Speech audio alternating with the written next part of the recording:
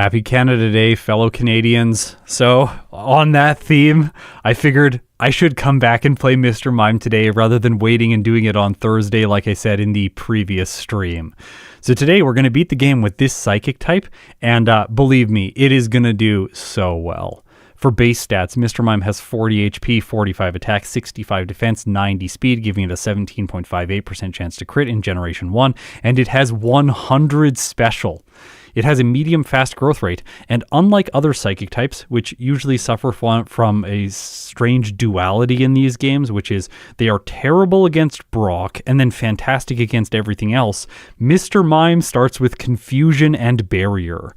Then through level up, it gets Light Screen, Double Slap, Meditate, and Substitute. This is the one Pokemon where Substitute actually makes sense in Generation 1. Maybe we'll see play with it today, but I think there are other options that are better. Through TM and HM, we get Mega Punch, we get Body Slam, we get the 3 fighting type moves, we even get Solar Beam just in case we want grass type coverage. Don't worry, we're not going to use that. We get Thunderbolt, Thunder, Psychic, and a bunch of other generic stuff like Reflect. It's a pretty good Pokemon. I think it has everything it needs to be absolutely fantastic in this game. So, for the tier list, yesterday we played Jinx, got a time of 52 minutes and 38 seconds, largely because it had to spend like 20 minutes beating Brock, and then it crushed the game. I did another run with it after, with Ice Punch, just for fun on that stream, so check that out if you haven't seen it already. Jinx in that run got a time just a little bit slower than Blastoise. Jinx is fantastic. That said, I think Mr. Mime has the potential to get an S tier placement today, under 40 minutes. My goal is under 40 minutes. I don't think we are going to beat Charizard's time of 38 minutes and 27 seconds, but we will see. But I do think we are going to beat Electabuzz and Magmar, the other weird humanoid Pokemon. Yeah. Also, I didn't even know that President's Day is a thing. Cool. Happy President's Day to people in the States. That's awesome. It's Family Day here in Canada. Later today, I'm going out with my family. We're going to chill. We're going to like a comedy show or something. I don't know. It's probably going to be real cringe. We'll find out when it happens.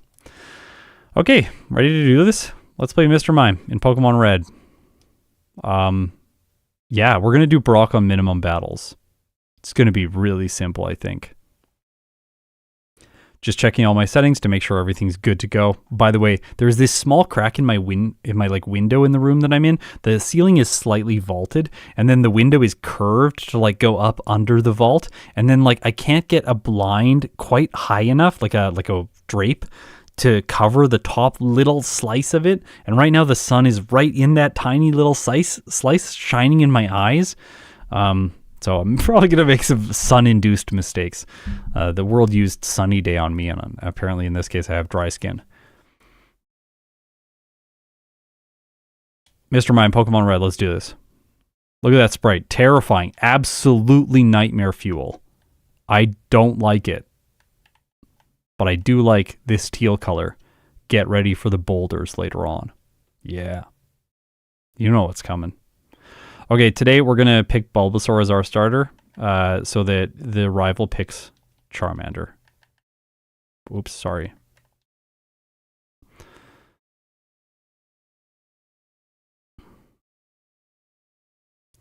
He's going with Charmander because then he has Gyarados during the champion fight, which is a lot scarier than Arcanine.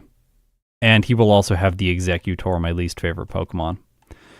So we're starting with Confusion and Barrier, 2 Psychic type moves. Barrier lets us set up our defense stat. This is why I believe we can fight Brock on minimum battles. Confusion's good, but being level like 6 for the start of the Brock fight is not going to be ideal. Geodude can do a lot of damage, but with Barrier we can just set up once and then sweep the Geodude. And the Onix will be able to get us. It will be able to get us if it goes for Bide early into the fight, unless we're like 3-hitting. But I did a little test before this stream over on Twitch. We will not be 3-hitting, I don't think. It's going to be like 4. At least we get submission, yeah. So we could fight bug catchers, but this is just going to waste time. Zealous Pawn is going to make a channel sometime soon. which I will let all of you know about when it does happen. Oh, we speed tie the bug catcher. Cool. Not anymore. Zellspawn's going to make a channel. I was doing a review for one of the videos, just trying to give some feedback if I could. And he's saying something in that video which is so true, which is the wisdom a long time ago used to be in the community that we should fight trainers early on, and that'll give you like a snowball effect throughout the rest of the game. If you're trying to be consistent, I do think that that is the best way to play it, because you will minimize resets by doing that. So apparently it just spammed defense curl. I'm just going to go for barrier here while it goes for bide on turn 1. And then we crit. All right, so that was free.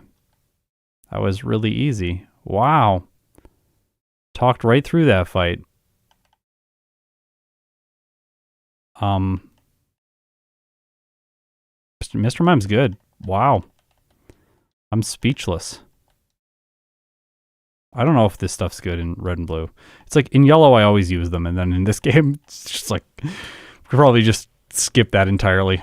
Oh, you know what I'm realizing? We don't have any music. I'm just streaming without music. We're going to turn music on. There we go. We got music now. Apologies for the lack of music. I was thinking things were a little bit quiet. 2-minute Brock after yesterday's surreal. Yeah.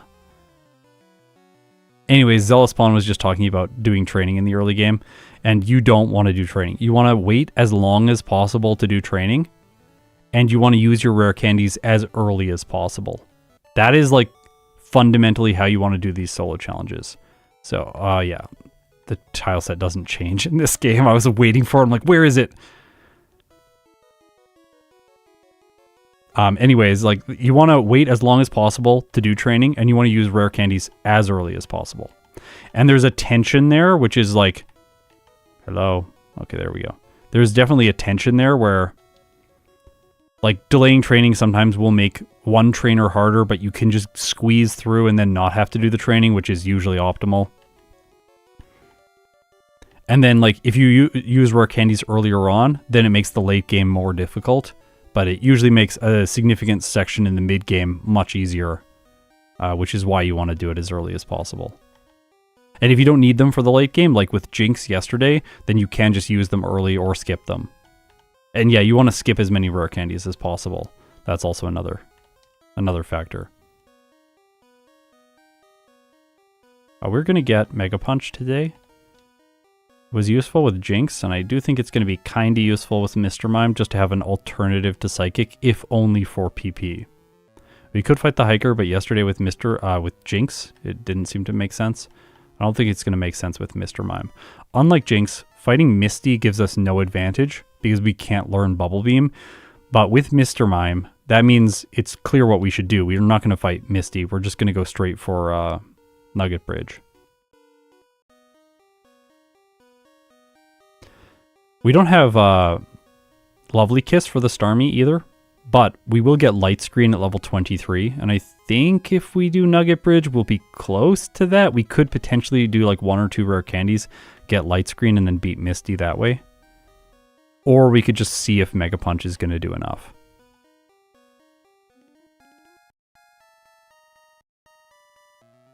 Heal.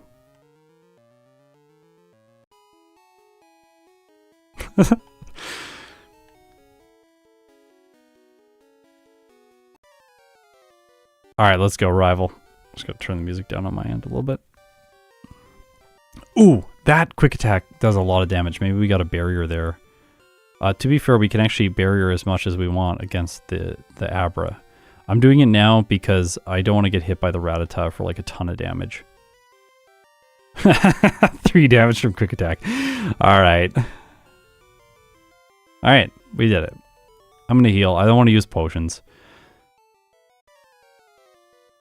Usually if the rival does a lot of damage to me, I just go back to the center to heal. Unless I'm 100% certain that I'll have enough potions. So like in a first playthrough, it makes sense to go back to the center. In a second playthrough, I would have context as to if I should push through this route or not. Yeah, there should be no music from the game. The music will be just superimposed after. There are no sound effects in the game. The game's on 4 times speed. It would be... Your ears would be bleeding if you could hear the sound effects from the game.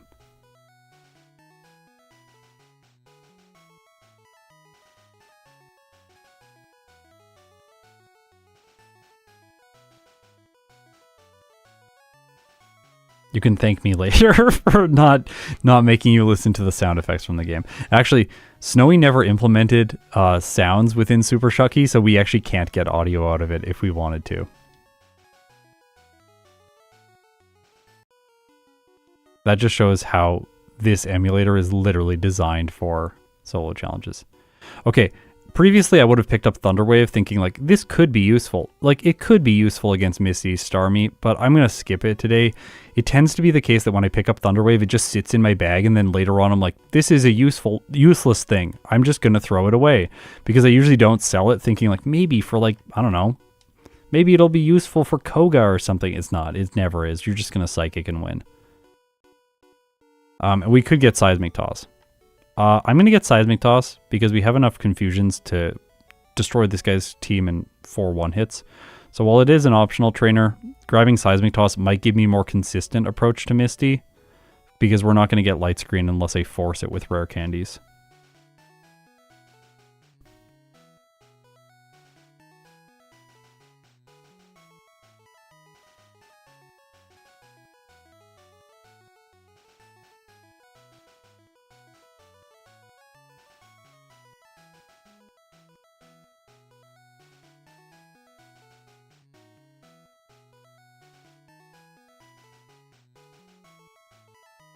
You're like, as soon as you get an emulator, the first thing you do is open it and disable sound. That's like, that's anyone who has ever used an emulator knows that's what you do.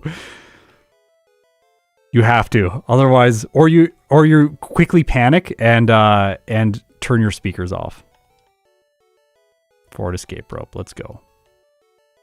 Oh hey Snowy, how's it going? It's good to see you there. Oh my gosh. Hey, we're not going to outspeed Misty's Starmie. That's kind of annoying. If we do rare candy for the Starmie, we will get to 23. We can get to 23 and we'll probably outspeed. I'm not going to this time. I'm just going to play as concisely as possible and not add things if I don't think they're needed. Okay, we 3-hit with Seismic Toss, but we 4 to 9 hit with Mega Punch. So Seismic Toss is the correct choice here. Oh wow, she's bad.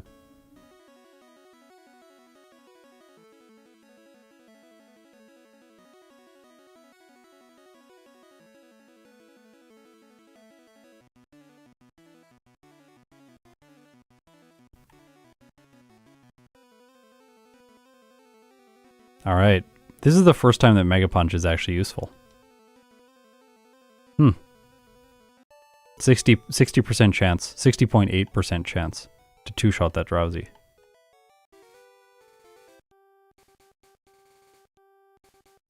We could bide the Starmie. I feel like bide is always the fastest option for the Starmie, but it's never the correct choice. Like, you can beat it very quickly using bide, but it's always a little bit more risky than just like, well, we got Seismic Toss and we 3-shot. Do we learn? I don't think we learn Light Screen. Sorry, we don't need Light Screen. I think Barrier's better because it badge boosts. And like, our defense stat is not great. Although Mr. Mime has an okay defense stat for a Psychic type. Yeah, like, why use... Yeah, I don't think you should use bide if you have Seismic Toss, but like, the thing would be, you could potentially skip getting Seismic Toss, which cuts one optional trainer. Well... I'm evolved. This is my final form, guys, so I'm going to skip rest. See that?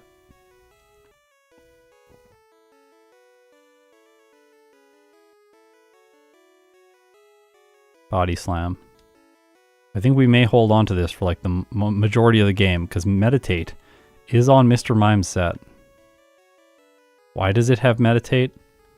I don't know. It seems like Meditate should be a fighting type move. Change my mind.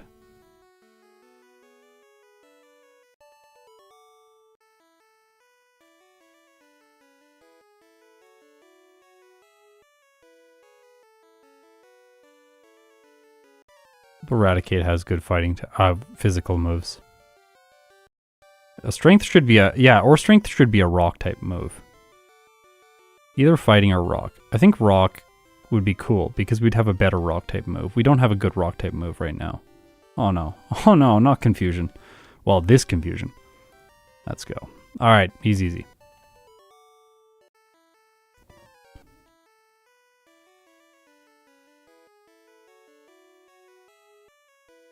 Yeah, base 80 power rock type move with a 100% accuracy would be really good. And then imagine Aerodactyl not getting it. We can all just weep some tears for Aerodactyl, the poor little guy.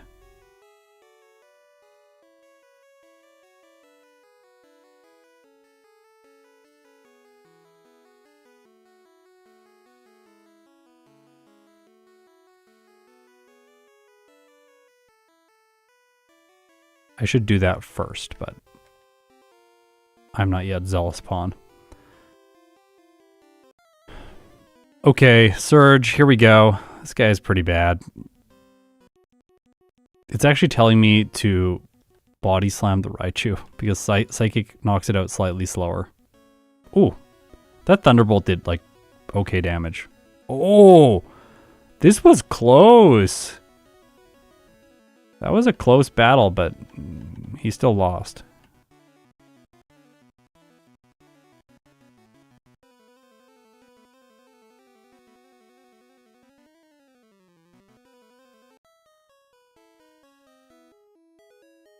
Yeah, I also Gen 1 missed. I know, the body slam. The Gen 1 miss on body slam. Ugh. Okay, here's a trick. All the way to the bottom, then teach Thunderbolt. And it will reset your cursor to the top. What do I delete? Seismic Toss. Cursor gets reset to the top, and then you go on the bike if you just spam A. It's really concise. It's really efficient. Sorry.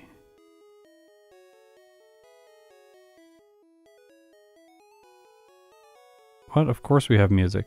Can everyone hear the music? It should be quiet in the background. Like, I see the levels on this side.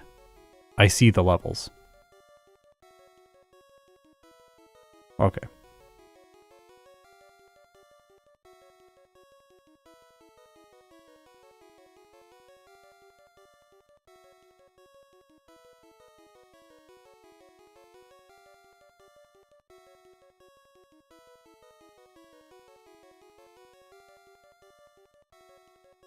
So Thunderbolt should be my go-to move right now because it is doing more damage than Confusion against neutral targets. So I'll just reorder that right in time for us to only use Confusion. Yeah, it is so satisfying when you one-hit those Slowpoke. They are absolutely terrifying in so many runs.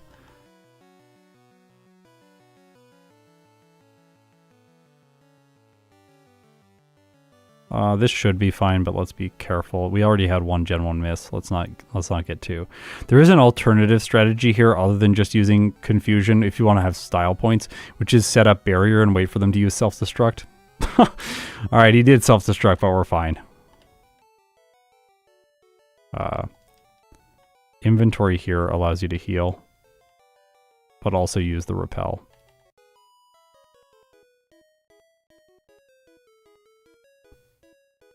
Mr. Mime is a beast. This thing is absolutely destroying this game. Would it be okay to include you in a mod of a ROM? Yeah, sure. I'd love to be in a mod of a ROM hack. That sounds fun. Thanks for asking permission. It's always nice when people ask stuff. Usually my answer is just, yes, please do it. Also, when I give you permission to do something once, just assume that I've given you permission to do it over and over again. That doesn't mean I've given other people permission, but that specific person. Because often someone will ask me like, hey, I'm doing like a charity stream. And then they'll ask me like 3 times, like for like every year, like, hey, can I put you in this charity stream? Yes, like, yes, please. Every year, just do it. I am totally down in being involved.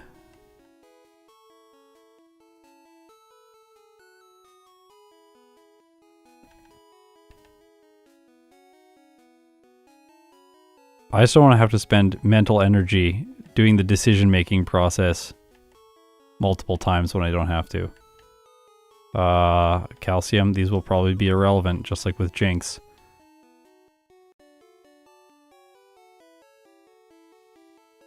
I don't think we need Reflect. We could have bought that if we needed it. I hate that.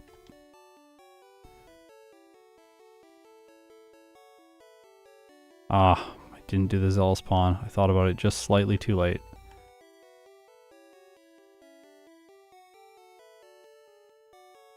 Here we go. Yes, Barrier versus Meditate is very interesting as a choice. I do think that Meditate will be better because you can set up more times. And our defense stat is decent. That's why I think it'll be better. I actually don't think we need Barrier anymore. I think we can hold Confusion for the mid game and just not set up because we're gonna like crush everything for like the next little while.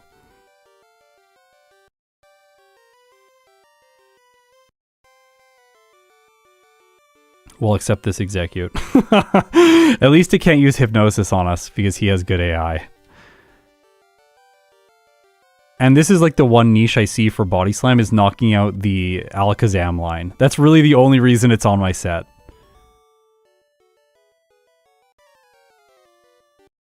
Blue Boo. Pasta. That sounds good. Enjoy what is probably lunch. Unless you're in Europe. Then I have no idea what time it is. It's going to be later.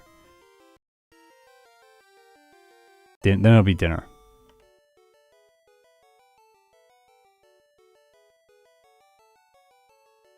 Can fixed damage moves crit? No, they cannot. They are called fixed damage because they deal a specific amount of damage, which means they bypass type effectiveness and crits. And because they bypass type effectiveness, that's why things like Seismic Toss hit ghosts. Because they just deal the amount of damage that they're assigned to the target without entering the type effectiveness chart.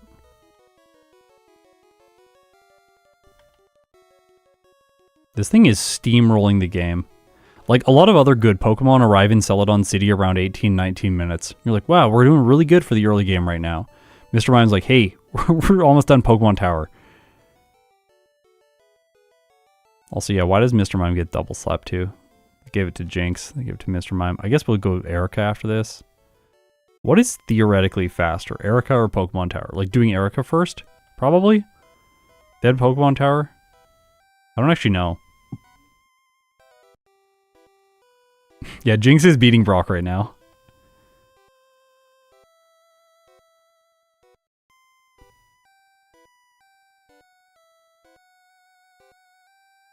Yeah, Erika first reduces one fly. We would remove that fly. Because we'll do Erika, then Department Store, then fly to Pokemon Tower. We don't have to come back for Erika. But we do have to come back to go to Cycling Road.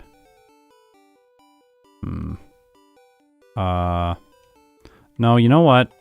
This person might be faster because the Execute's going to take 2 hits or 3 hits. But we're just going to one-shot all of these Pokemon. And we'll get more experience from it. Maybe we'll change this in optimization.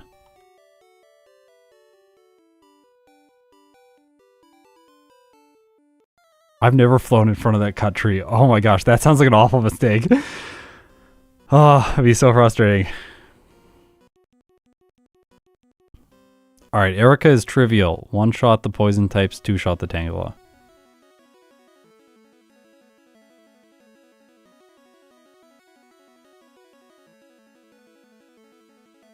Do we fight people on Nugget on Cycling Road? Do we? I think we might. Not sure. Yeah, time to wreck Koga, indeed. What level do we get Meditate? 39. Wait, I have an idea here. No.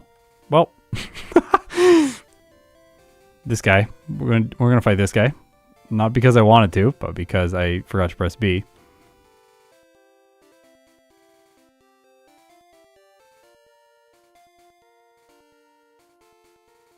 I think Biker Boss, yeah.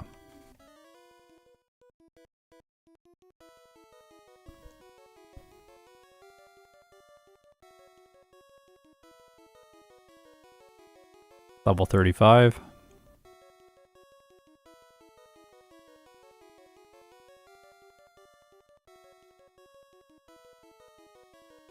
Okay. I'm gonna heal first. We'll use this to get back to the Warden candy. It feels like in yellow version, the Warden candy always makes sense to pick up because it costs like 5 seconds. But then in red and blue, it feels like the Warden candy never makes sense to pick up. By the way, Thunderbolt has a better damage range than Body Slam against these Drowsy. It still is a 3-hit, a 64.6% chance to 2-hit. And Body Slam is an... Oh, wait. No, Body Slam has better damage range. What is it telling me? Why did it highlight that move?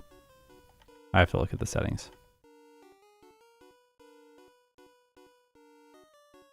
It doesn't really matter.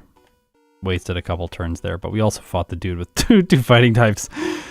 I was wondering if we should maybe, like, potentially use rare candies before these trainers to try and get meditate, just to speed them up so you can, like, meditate 2 or 3 times and then one-shot everything else, but it doesn't feel that terrible without it. Do we need to heal? I don't know if we need to heal. I think we're going to one-shot all of Koga's Pokemon. Oh, overly ambitious. 30% on the Muck and a 2-hit on the Weezing. Hopefully no self-destruct. Let's go! Uh-oh, X attack. So scary. So scary. We could just keep Barrier for that fight and set up Barrier once. But maybe that's overly safe. That's probably overly safe, honestly. But I don't need Confusion. Like, there's a lot of questions where people will be like, why did you delete Barrier when you could have deleted Confusion? It's like, well, I'm thinking about something else. Like, I'm trying to prioritize for something else, but then it ends up not being important. Like, it didn't actually end up being important to have that move. I was like, well, if we run out of Psychic PP, we can use it to continue training or something like that. Or continuing battling people in a gym. But then we have enough Psychic to just be fine. In Zealous Pawn's video, which will come out soon, and I will tell you when it comes out, but in Zealous Pawn's video, he's talking about people in the solo running community not being concise enough with items. And I learned that a long time ago when watching Gym Leader Matt's videos. Watching Gym Leader Matt, especially play the Smeargle race on my channel, it was so clear that he only ever picks up the items that he absolutely needs. Gym Leader Matt is a really good solo runner.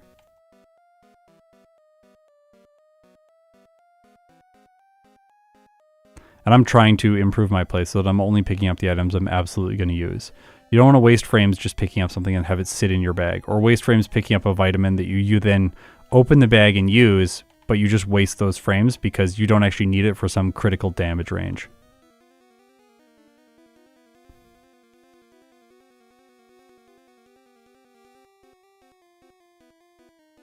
Is Gym Leader Matt better than me? Yes.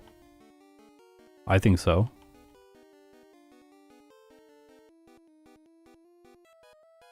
I don't know, we haven't like raced in a long time, but I assume that if we did race, he would just crush me. Okay, here we go. Huh.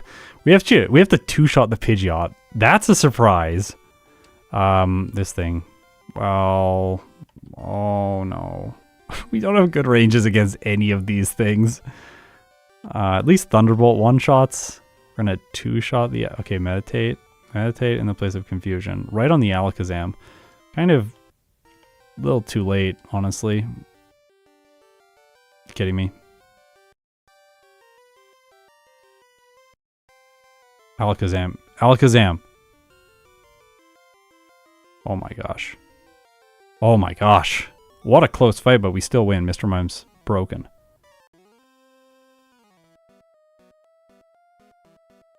Yeah, anyone who's placed highly in one of my races is very good.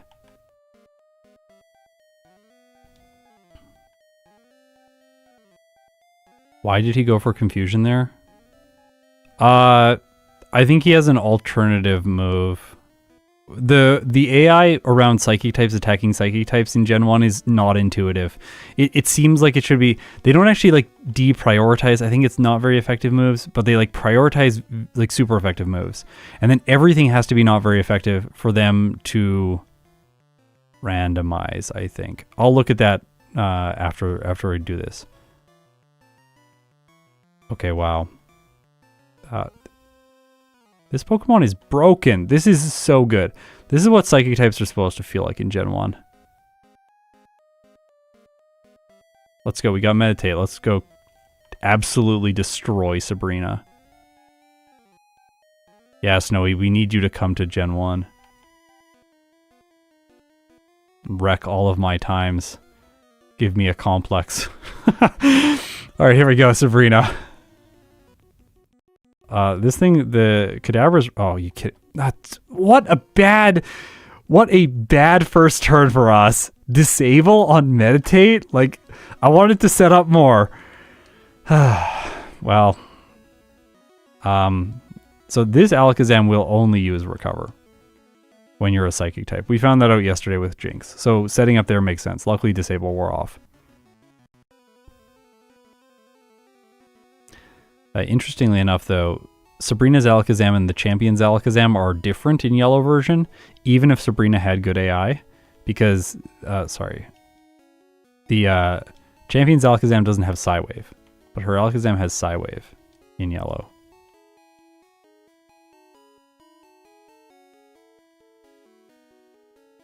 I think it does here too. I'll have to look at it. Thank you for the €249. Greetings from, oh, I'm not going to try and say that, from Spain.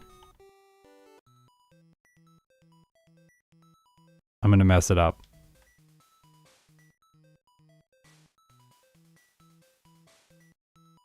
No, I took one step.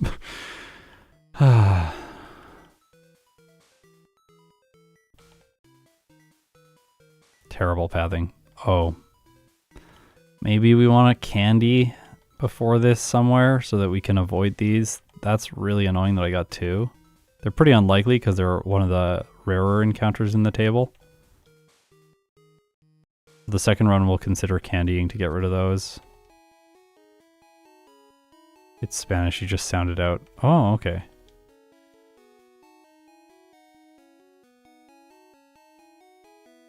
The worst is when you're playing Parasect and then the Raticate shows up there and it outspeeds you. And then it Hyperfangs, you're like, no, like I'm gonna lose like this. I do feel like Parasect was the perfect Pokemon to pick for a solo challenge race between everyone.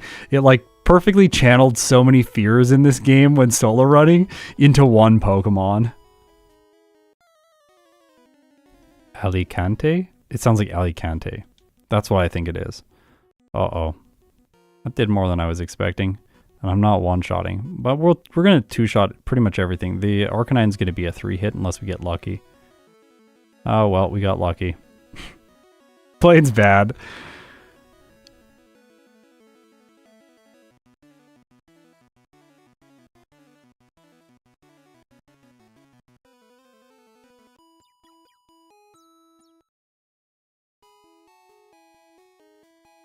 So I haven't had a need for barrier anywhere up until now. I'm still believing that it is the right choice to simply skip barrier.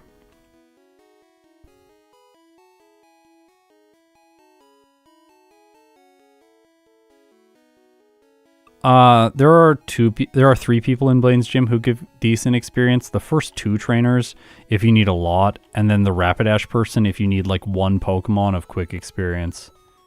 You don't really want to fight anyone else.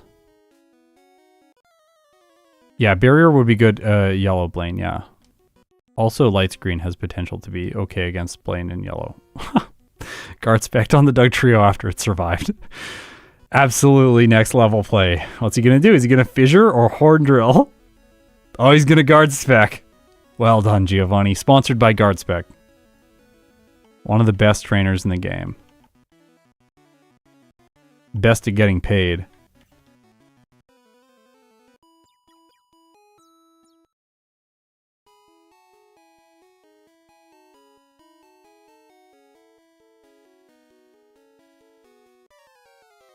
Never bet against Guard Spec. Alright, Pidgeot. Maybe Meditate makes sense here. It has Whirlwind and it has Agility, two kind of bad moves, so like we can just set up a little bit. I want Attack so that I can knock out the Execute and the Alakazam fairly quickly. I don't really care about the badge boosts and other things.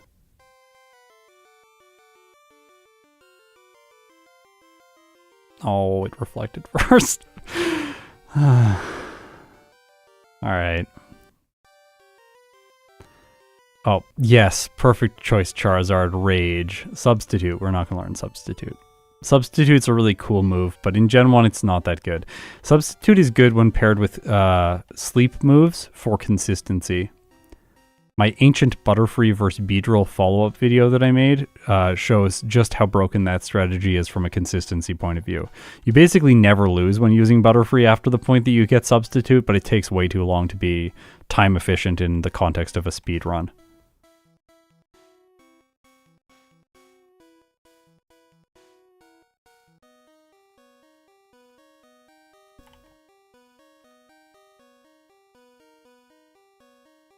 I did the less efficient thing there, so I didn't move the boulder the wrong way.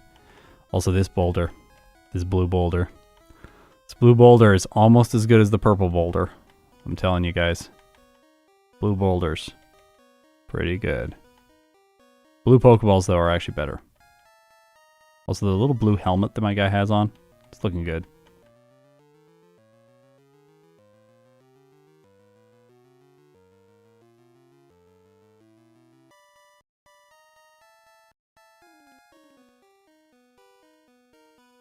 No, no. Can't get to the right square. I could push it the other way, but... Look at this time. Look at this time. Look at this time. This is a first playthrough. This doesn't feel like a first playthrough time.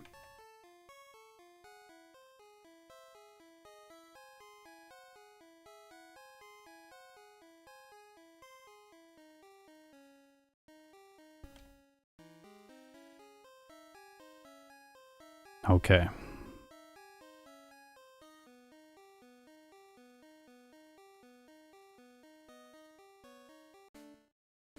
Heal up, and then we're going to go and fight Lorelei.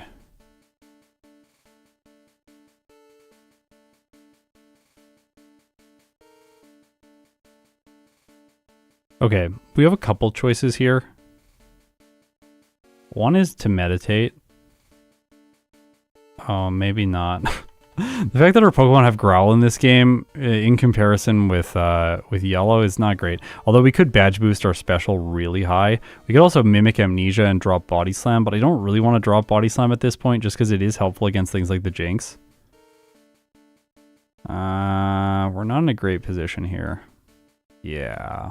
First reset.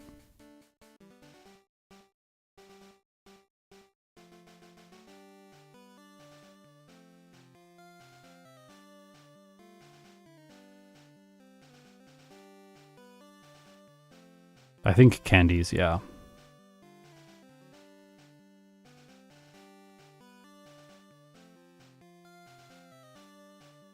No, we have Mimic.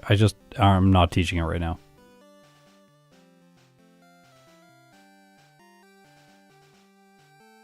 Wow, the Jinx is bad with Body Slam. So are we, though.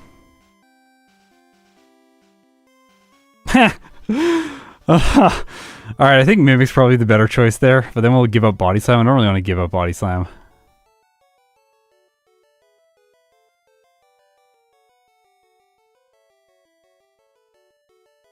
Oops. No, we definitely don't need it here. Do we have enough? Yeah.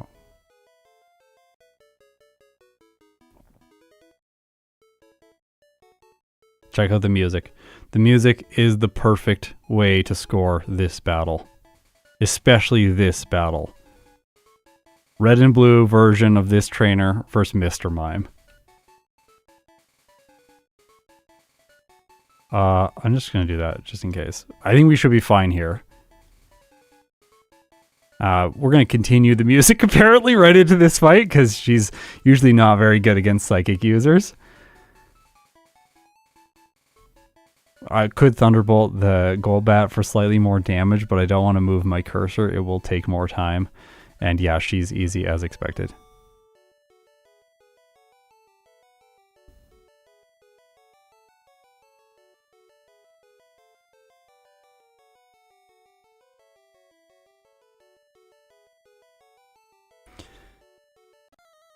Okay, Lance. Oh. That did quite a bit of damage.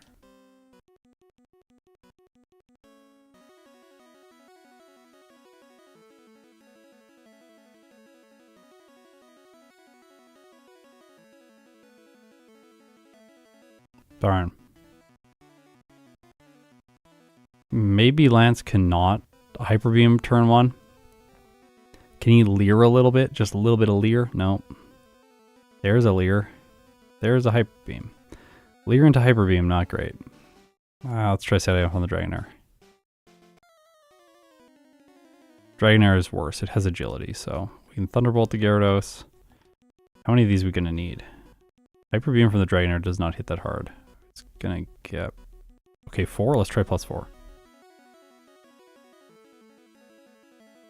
No, I should have Thunderbolted that. Well, we're looking good. This is the first fight where you want Barrier.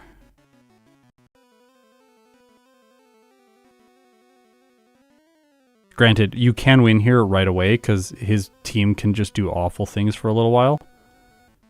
We're gonna... Oh, no, don't do that. Don't do that. Also, the Dragonite can just go for Agility or Barrier. I think it's randomizing. No, it can't. It can't. It's going to go for Slam or Hyper Beam because it's looking at the type effectiveness. So we need to get a lucky Dragonair. And yeah, there's no Ice Beam to steal in this case. There are no hard scales in this game.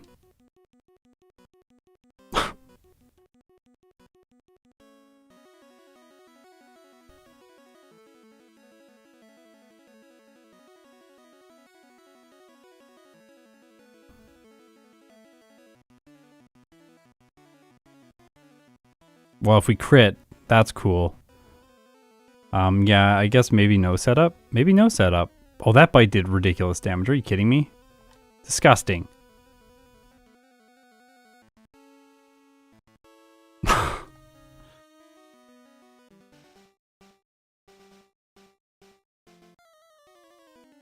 We don't need rest. Rest is not the solution. We just haven't figured out the solution yet. Well, that was good. Maybe that. Well, I wanted to see if that was going to KO, but apparently we're just going to get really lucky. All right.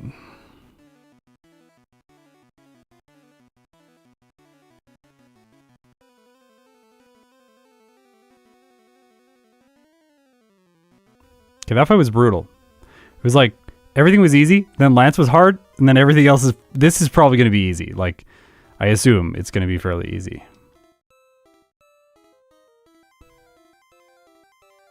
I feel like just meditate there till it Sky Attacks and then just move on. And then this thing's bad, so like, can't we just like set up here fully and then get maximum damage against Executor? Oh, that did... Oh my gosh. Oops. Definitely don't do that. Oh! We're gonna lose badge boosts right before the Charizard. Super unfortunate.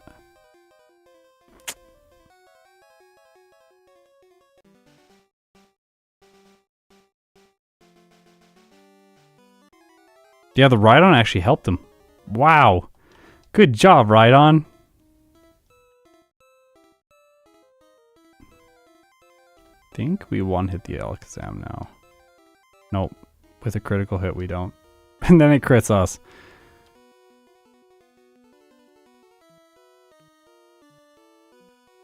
Oh, stop critting. The fact that we lose badge boost right before the Charizard is really unfortunate. We might want to go for Body Slam turn 1 against the Charizard to try and paralyze it and then Thunderbolt to knock it out. We could like Mimic Recover and then like set up a bunch. Sky Attack.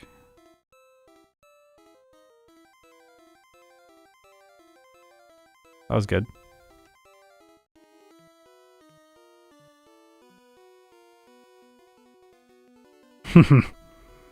This time he was incompetent. Wait, if we have +6,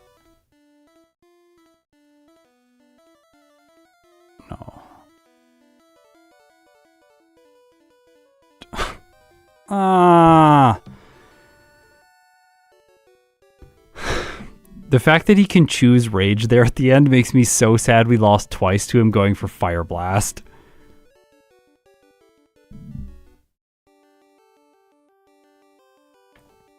This is still a really good first playthrough time, and we had 9 resets.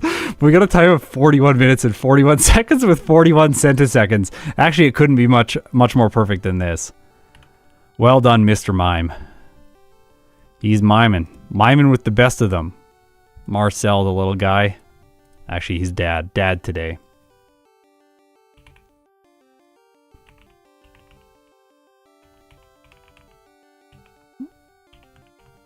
Okay, let's figure out Lance.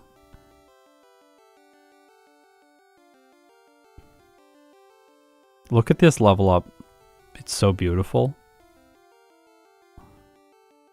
But that's not.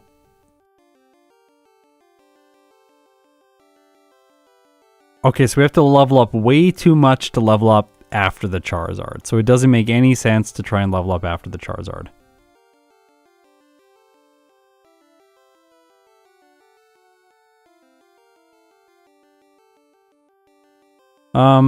Let's just check. What were the battles in the run where Meditate was useful for the physical boosts? I think it's basically anything there's an Alakazam. So like here. Our damage range against the Alakazam though is not that bad. And really the worst thing it could do is it rolls Psychic and then we like get wrecked. The problem is if the Alakazams are always going to be using Recover because it's a normal type move, then if we can't two-shot, we will lose.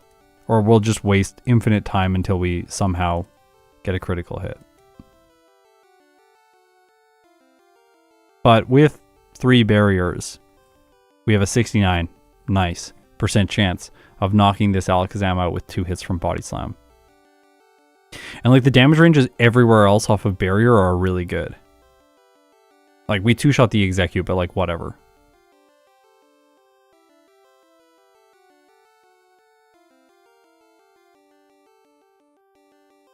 Yeah, but like barrier is going to increase the attack much less. Like 3 of them is going to be like 1 Meditate.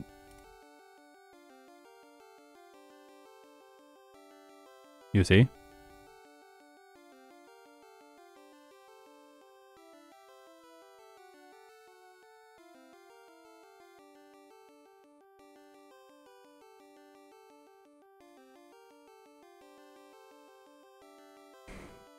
But the Executor on the Champions team is also... the Executor on the Champions team cannot use Hypnosis because we're a Psychic type. Good AI will compare the Psychic type to the Psychic type and say, that move is not very effective. And then it's going to go, oh, I have other options which are neutrally effective. Barrage and Stomp, and then it's going to use those. So in this case, it will be going for Barrage and Stomp, but Barrage and Stomp after max barriers will do... 5 to 7 damage from Stomp and 3 to 4 damage with Barrage. And that's 2 hits of Barrage. 5 hits of Barrage does 7 to 10% damage. So almost no damage if we have Barrier here.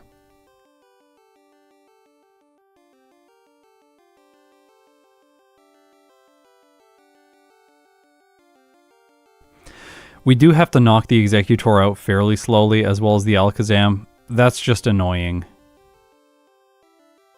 And we don't have a move slot here for Mimic to get Recover from the Alakazam. Because the Meditate slot will have to be Barrier. And we need the Thunderbolt for Pidgeot, Gyarados, and the Charizard. Also, setting up against the Pidgeot is actually easier with Barrier. Because, like, let's say it goes for... Like, it could go for Wing Attack, but Wing Attack does, like, almost nothing even from the beginning. But Sky Attack does, like, 54 to 64% damage. But remember, we're faster. So if we are setting up 2 barriers before its Sky Attacks, its first Sky Attack it will do is 19 to 22% damage. That's not very much. And that's a turn 1 Sky Attack. If it turn 2 Sky's attacks, we get to plus 6 with Barrier, and then Sky Attack does 14 to 17% damage. You just cross your fingers and hope it doesn't crit. But if it does, it's the beginning of the battle, it's not the end of the world. We can also stack badge boosts essentially infinitely against the Rhydon using Barrier in combination with Tail Whip and Leer. The only reason I'm talking about the Pidgeot is just like it would be nice to badge boost before the Alakazam and then two-shot the Alakazam. So really to two-shot the Alakazam, well, we really only need one barrier against the Pidgeot. So we could just go barrier, Pidgeot, knock the Alakazam out in 2 hits, then spam barrier against the Rhydon, get a ton of... It doesn't really matter. Like, if we get more badge boosts, then it just makes the Executor a little bit more manageable. Like, let's throw in 1, 2, 3. This will be 3 turns. So then we can get the Executor down to a 3-hit instead of a 4-hit.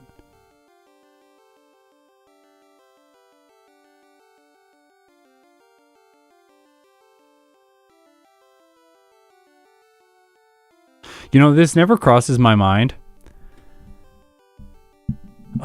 This never actually crosses my mind that people don't know how to read these charts. I'm just going to quickly run through it for anyone who is new to this kind of content. On this side, we have a list of all of the events that took place in the first playthrough. Heal at Pokemon Center, purchase 5 full restores, save the game in Lorelei's room, use 6 rare candies, save the game again, because I'm bad. Lorelei. Then when I click on Lorelei, it brings up all the damage ranges for the Lorelei fight. On the left-hand side are my Pokemon. Each column is its moves that it has. Meditate, Psychic, Body Slam, and Thunderbolt. And each row is the matchup against her Pokemon. So this is its damage ranges against Dugong, and this is Dugong's damage ranges against Mr. Mime. This is all calculated for the level, so Mr. Mime starts the fight at level 53 and ends the fight at level 53, and you can see that this is calculating specific damage ranges against every single Pokemon on Lorelei's team. So in this case, Thunderbolt does between 103 and 122 damage. That is 61% to 72% damage against Dugong. That's with a regular hit, and then the damage range listed underneath is the critical hit damage range. What it shows in this little box, which is highlighted in green means that's the best move for you to use for damage. And it also tells you how many turns you're going to knock the Pokemon out in. So Thunderbolt is going to one-shot 17.6% of the time if Mr. Mime crits, or it's going to 2-hit. And then we can see those damage ranges for all of the Pokemon. What about Barrier here? Barrier gives us 1 hit on the Cloyster, which is nice.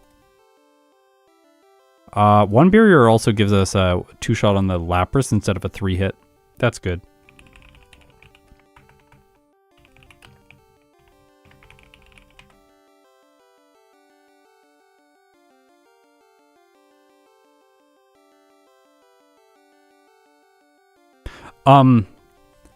Is it better than a normal damage calculator? Yes, because a lot of the normal damage calculators that are online, they give your Pokemon maxed stat experience because they're optimized for competitive play.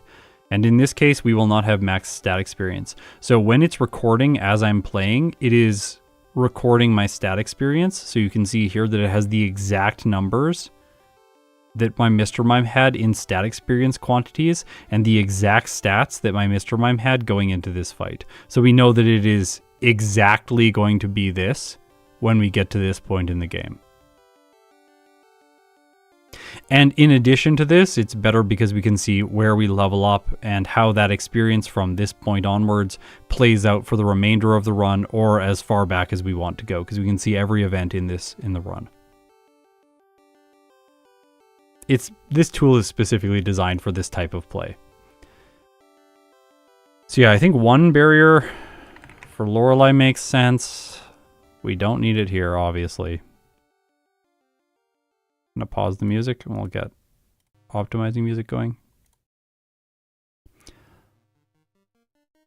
Like 2 barriers here actually help,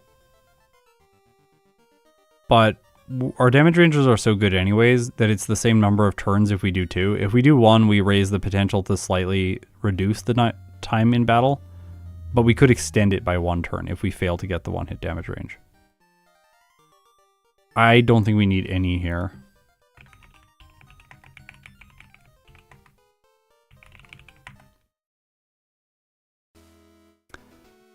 Just a second, we do want to fix a couple of things. Because there was 1 cue ball that I fought that I shouldn't have fought. Who is that guy?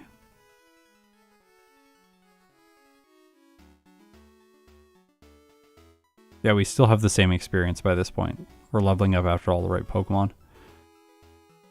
Oh, we're 1 level lower though. That's because we use rare candies here. We level up differently, apparently. Apparently that guy was good.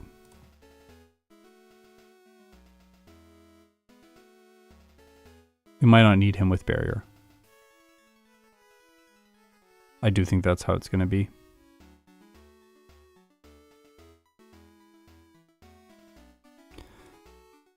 Lance barrier.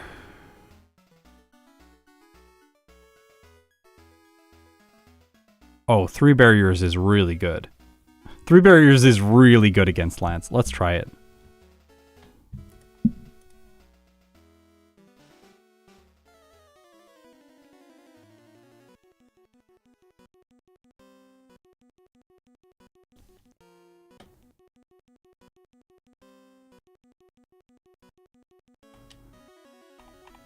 We're going to be level 57 if we skip that one trainer this time around. Then we got to go in here.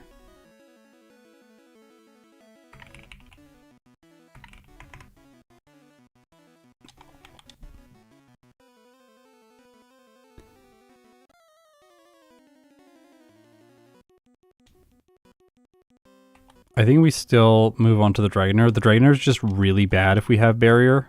Unless it spams Dragon Rage, but even then we're gonna survive. And like, look at, like, it's doing almost no damage now.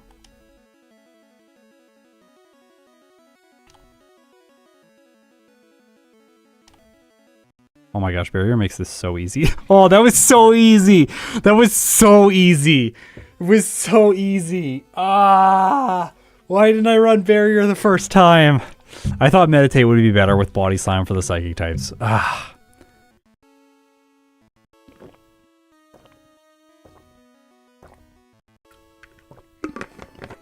Also, Lance is usually bad in red.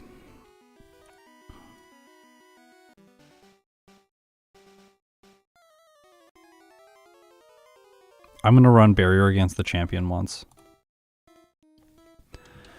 We're going to run it at the lower level.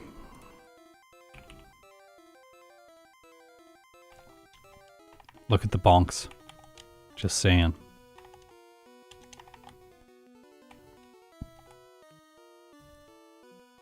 Sabrina might be slower, yeah. We'll check it after this.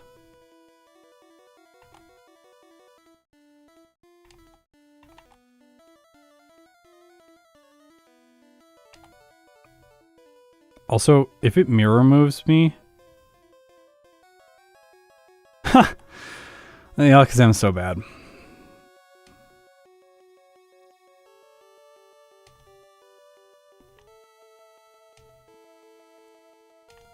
Oh, this feels like cheating. Look at this. We can just keep it going as long as we want. We can get so much set up there, which will make this fat. Well, if I don't crit. We lose. Okay, we lose badge boosts into the Gyarados. That doesn't matter though because we have Thunderbolt. Look at how high our health is. Ha! The Fire Spin Charizard. Alright, the champion also feels easier with barrier. So we've determined barrier is better than meditate. Easy.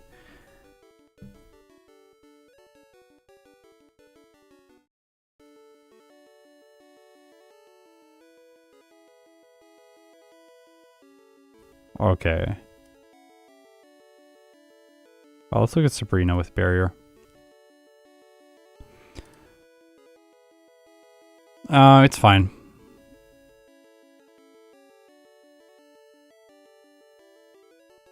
It's fine. It'll be slow. It'll be slow, but it's fine. Like we can get an okay range here against the Kadabra if we set up with barriers.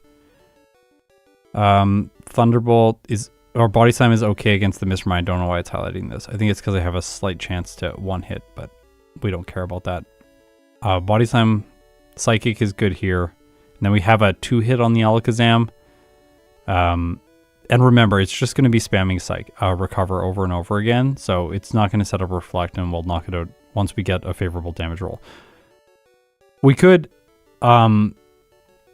roll like 48% damage multiple times in a row. No. Look. 57% damage with Body Slam, 2-hit. So we just have to roll more than 50% damage 2 turns in a row, which won't be hard. Or we crit, or we paralyze. Like, there's multiple ways to win here. Like, actually, it needs para. No, it doesn't need para. I'll show you.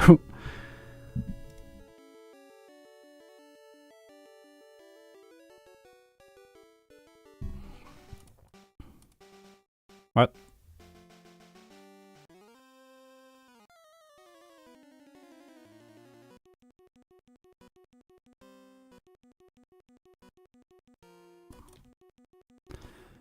Yeah, it's locked into recovery, but we're doing more than 50% damage every turn.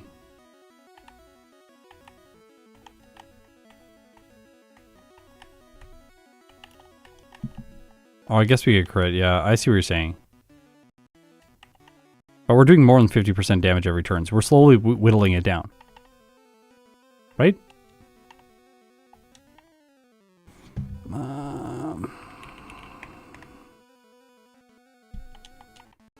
Yeah, it just takes multiple turns, but we'll eventually get it.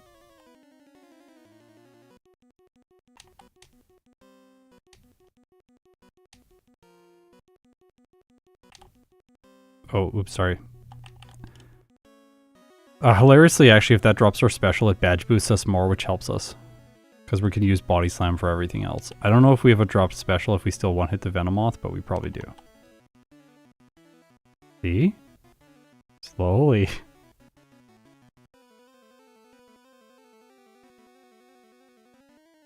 We're like slowly making progress. Yeah. And yeah, I think like because it's going to take so long, because we have to like just repeatedly use Body Slam, the likelihood along the way that we get paralysis or we get a crit is very high. There's like a meme strat with, I think it's Alakazam or Abra in these games where like the Alakazam's only using recover. You should use Toxic on it, and then it's just healing itself, but it can't heal itself fast enough, and then eventually it faints. But I don't think we have to resort to that with Mr. Mime even running barrier.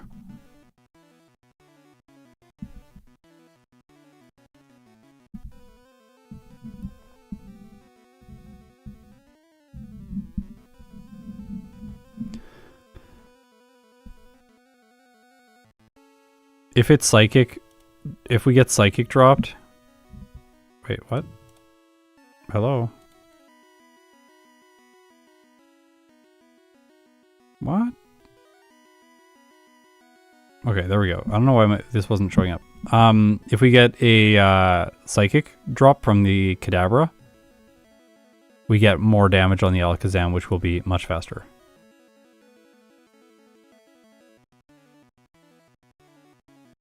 We don't have a move slot for Toxic. No, you're correct. I'm just mentioning that because people will be curious about it. Or it's a fun anecdotal thing to throw in.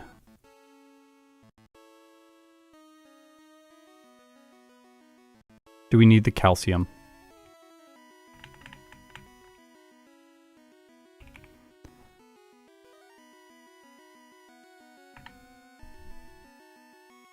Like, do they really help with anything? Doesn't matter here. Doesn't matter here. Doesn't matter here. Kind of matters here a tiny bit.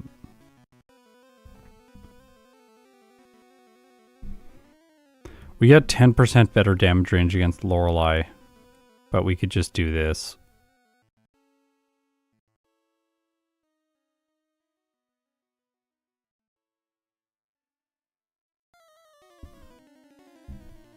Sorry, that's Psychic.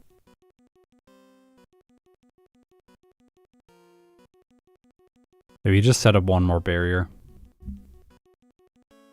Oh yeah, we could also Psychic down the Alakazam with special drops and knock it out that way. I think it'll be faster to knock it out with Body Slam, and then use Psychic as the fallback strategy if we somehow run out of Body Slam PP.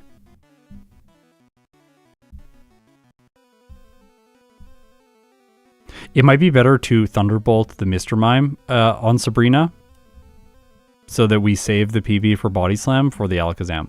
Because like here, like Mr. Mime is incompetent. It's going to double slap us or something, and we've set up Barrier already, so it's going to do like 2 to 4% damage. Then here, with just Thunderbolt, it will like 3-shot or 4-shot it. That's fine. But then we just 1-shot the, this is with Psychic, by the way, so we don't 1-hit the Venomoth anymore. But that's fine. Like, if we 1-shot this with Psychic, then we have all of our Body Slam PP, or most of it. We'll use some on Kadabra, and then the rest on Alakazam.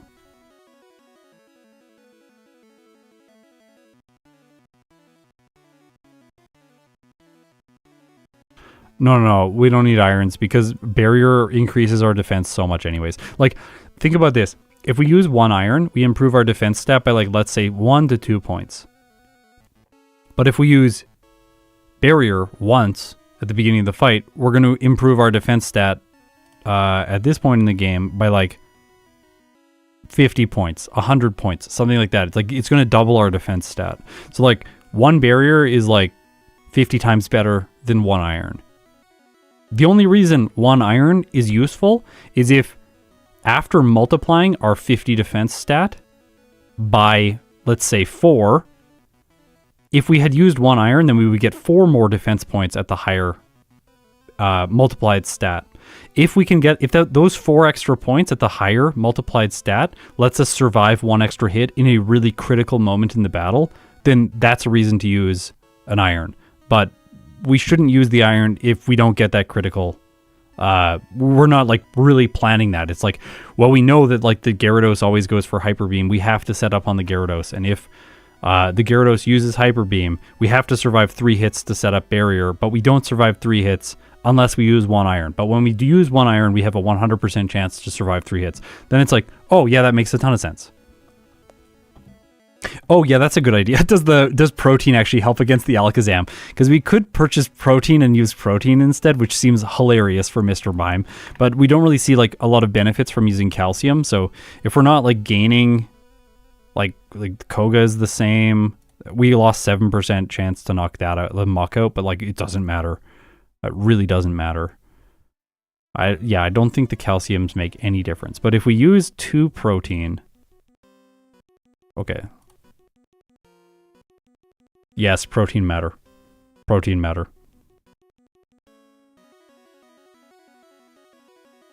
So before we did like 48 to 57% damage per turn with Body Slam, now we do 51 to 61%. So every turn with Body Slam, now we are ensured that we're making a small amount of progress on Alakazam as it heals with Recover. So yeah, we got to get like our muscly Mr. Mime. This guy, he's going to the gym, Mr. Mime. So 2 protein it is. We have a reason. See, now there's a reason to use the protein. If we can't find a reason for the vitamins, we should just cut them. One thing I want to look at is at the end of the game, what's in my bag?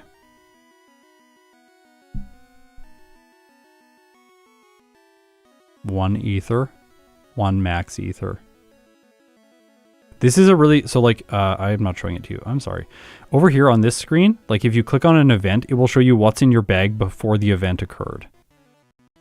So if I just click on the final event of the game, the champion, and then navigate to the pre-event state, we can see what's in my bag.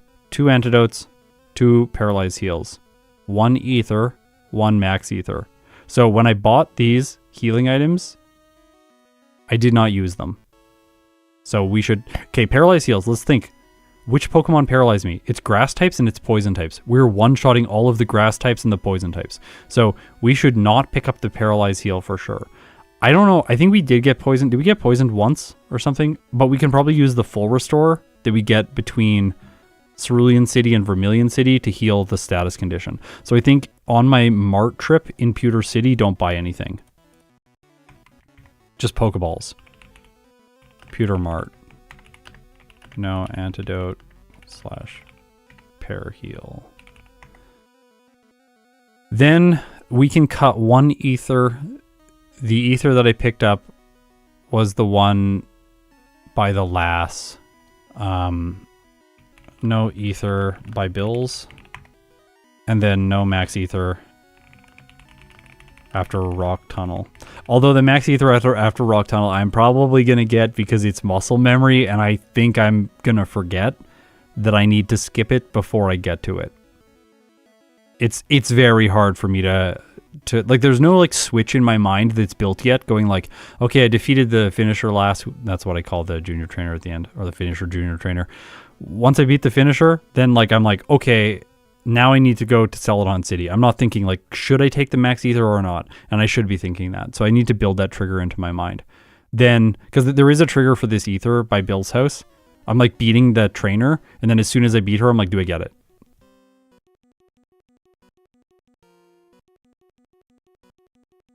Max ether after Rock Tunnel is actually really good if you train at any point in the mid game. And like this is the thing, like Zelspawn, like you have like it was really interesting for me watching your video. I can't wait to talk about this more with you, but like it was really interesting watching your video because you have a warped perception of how these solo challenges work. And Ike the Killer also had this phenomenon happen, and I observed it in him when he was doing his solo runs. If you never play first stage Pokemon, you don't understand why picking up all of these ethers and max ethers and stuff is usually a good idea. But if you always play final stage Pokemon, all of these items seem bad. It's like, why would you ever waste time picking up that thing? It's like, well, like if you're playing with Krabby, it actually helps you in a lot of cases. Like you're doing like training on every trainer in Cycling Road because you need levels and you have to do it along the path that you're going to go. So it's like, well, like if I'm going to do that much training, I need an extra ether to not go back to the center. So it's like I think like early on I played a lot of bad Pokemon, and then my like perspective on like doing these solo challenges was like influenced largely on like playing bad Pokemon. And then when I came back to play a lot of really good Pokemon, I tend to like overcompensate and get things like these ethers and these max ethers. I find that fascinating, and another like way in which these solo challenges are really, really deep. Did we use Mimic? We didn't use Mimic, did we? No, we didn't. Oh, wait. We could have used it against Lorelei. But if we're going to use Barrier, we probably can't use Mimic. Because we want Body Slam. Yeah, no Mimic. Don't forget the Pokédoll. I'm going to write that down. I forgot the Pokédoll yesterday. That's actually a really bad mistake. Especially if you go to the guardhouse and then you realize that's like 45 seconds. Usually your run is dead.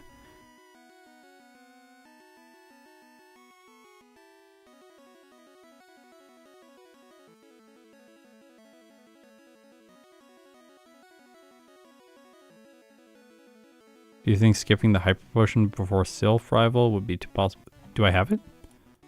Or did I use it?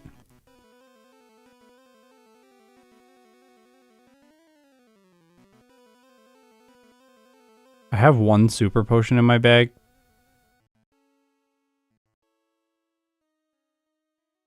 I have the hyper potion. Yeah, we can skip it.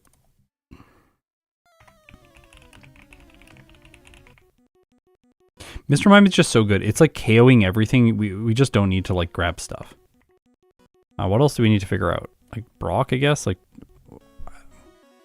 okay, we're going to 3-hit 53.7% of the time. We're going to 4-hit. Confusion is going to 3 or 4-hit. Tackle does 32 to 41% damage. We probably want a barrier. 1 barrier is massive. It like devastates his damage. And then 2 is like less good and 3 is less good.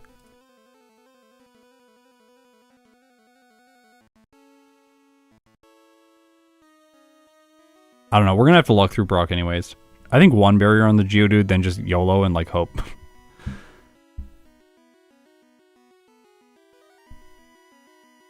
Remove the biker on Cycling Road. Yeah, let's see what that does.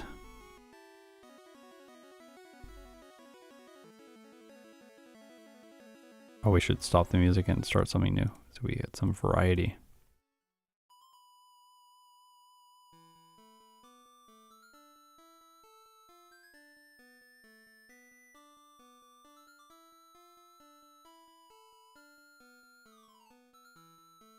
Also, we have to ask the question, are we using rare candies too late?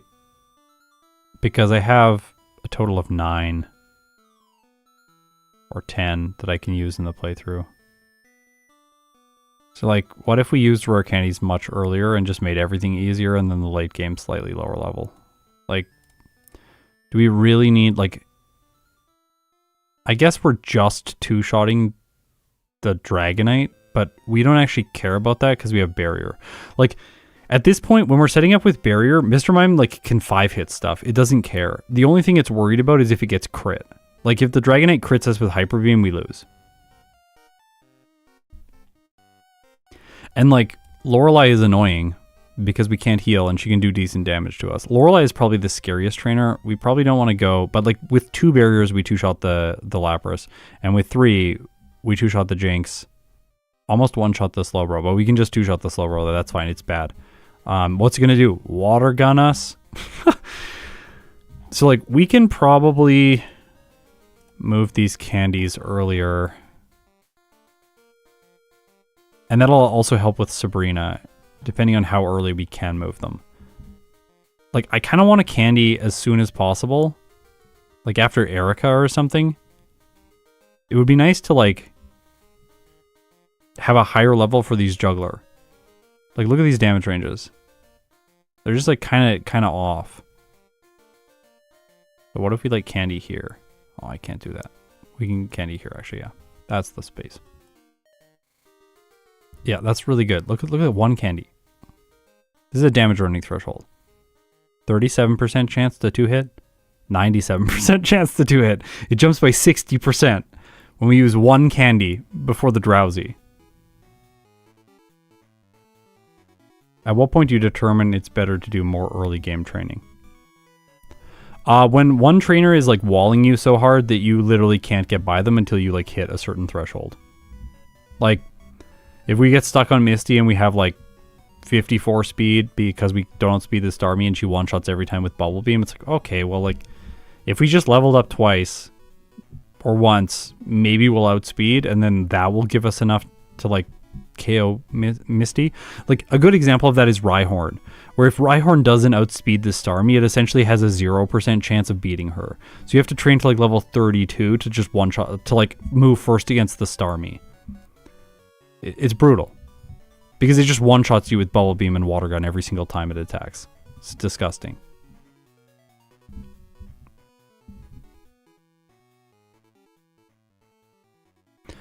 So that really helps. How many rare candies do I still have after using one? Only 4. This track's so good. Probably said that yesterday. We actually get better damage ranges with Thunderbolt here, hilariously, if we go up to 38. And then 38, we have really better damage ranges here against Koga. If I do one more here, do we level up after the Juggler? Because, like, can we be 40 for Koga? If we're 40 for Koga... Yeah, we're going to wreck Koga and have no chance of losing. He's already really easy, but, like, we're just trying to see what we can actually do. We do have 5 candies. This will make the Kadabra slightly easier to knock out, and we do level up after that guy, so we get 40 for Koga. We have a 66% chance to knock out the Weezing. This will make the Rival in Sylph much easier because we're at a higher level. Now we're at level 43 over a damage running threshold for Sabrina. We do 57 to 67% damage, making the Alakazam easier and faster to knock out.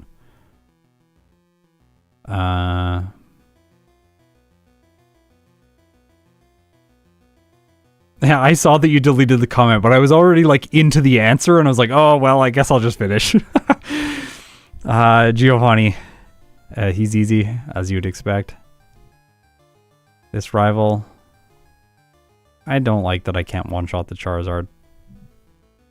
Maybe we should use Thunder. No, we shouldn't use Thunder. We're not going to use Thunder.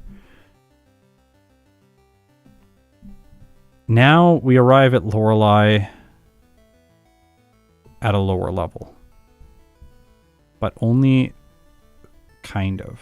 Because we still have rare candies. We can use 4 to go to 53 over a damage running threshold. That gives us the lovely level ups here, except for the Dragonite on Lance, which is super unfortunate. Because then we'll lose our badge boosts prior to the Dragonite. Although, like I said, I don't think it matters if we 2 or 3 hit the Dragonite because we've set up with Barrier.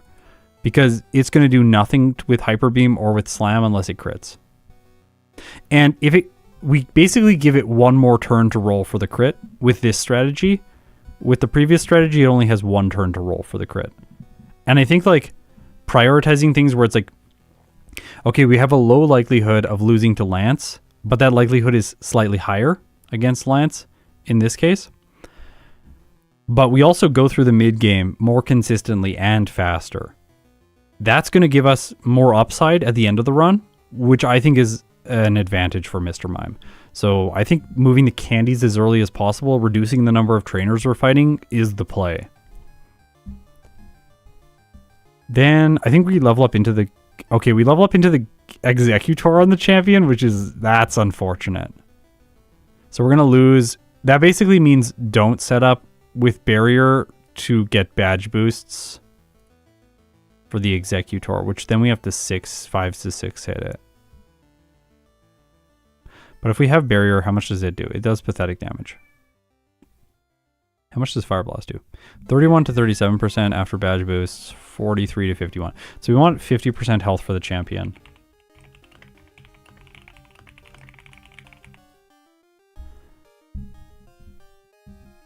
Yeah, Tro's here.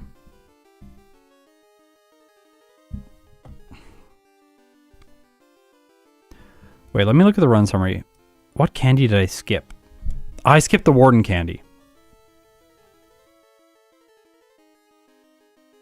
Potentially one thing we could do is we could go back and get the Warden candy.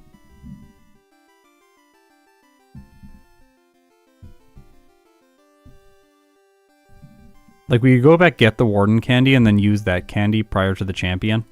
And I think one candy prior to the champion, yeah. Then we level up on the Charizard and we crush the Executor.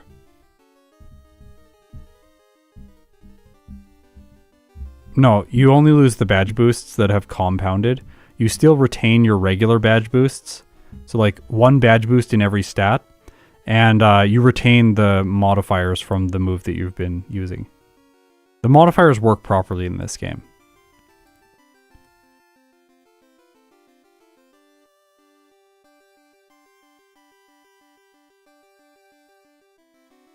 How long is it going to take me to go back and get the Warden candy? Let's test it. Let's test it. So, in this case, with Mr. Mime, after Sabrina is defeated, I am ready to go and get the Warden candy. So what I'm going to do here, we're going to pause the game. We're going to unpause. I'm going to go get the Warden candy as fast as possible.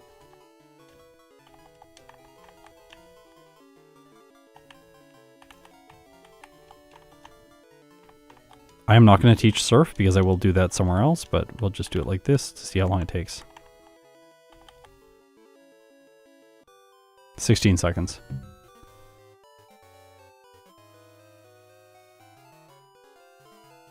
Double music, yeah, sorry. Always when I start playing again, I have to remember that.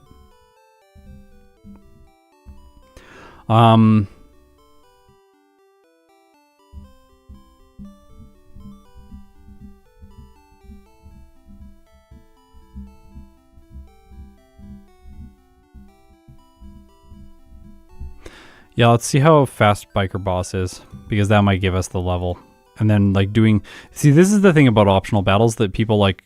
I feel like sometimes people are like overly concerned with fighting extra trainers. They're like, no, you definitely shouldn't fight extra trainers. Like, never do that. Like, it's a terrible idea.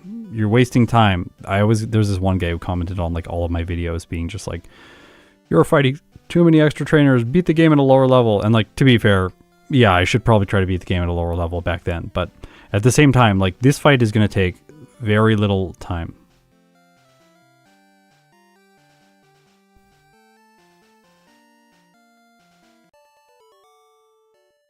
These two are roughly equivalent. So going back to get the Warden candy or fighting Biker Boss, they're like the same amount of time. I actually think that Biker Boss is better because it's harder to forget him. It's easier to forget flying back to Fuchsia City. It's also easier to mess up flying back to Fuchsia City. Like,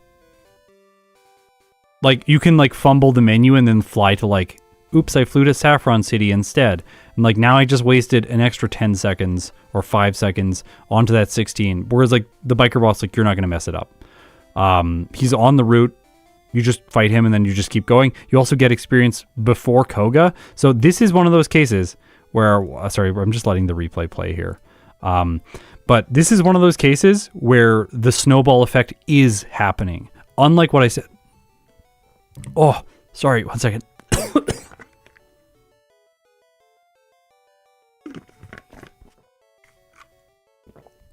Okay, so this is one of the cases where the snowball effect does take place because we fight the biker boss and then we get one more level before Koga, and then we have a higher level throughout like a whole portion of the mid game after we use candies. That's quite impactful. Okay, see, we candy right here. Now we go into Koga at 41 instead of 40. That raises the damage. We get 10% or 6% higher chance to knock out the wheezing in one hit. You know how people say don't do math on stream? Sorry, I'm not showing you the route. You know how people say don't do math on stream? I just realized that, like, the majority of my streams are math. Yeah, not setting myself up for success here.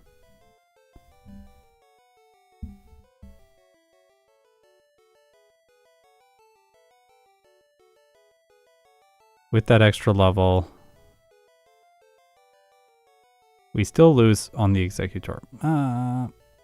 But we start this fight at 53. God, what?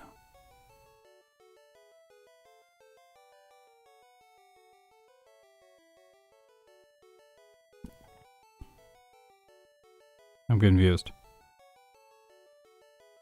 If we take out the biker, we don't level up there. Then we start Lorelei at 53.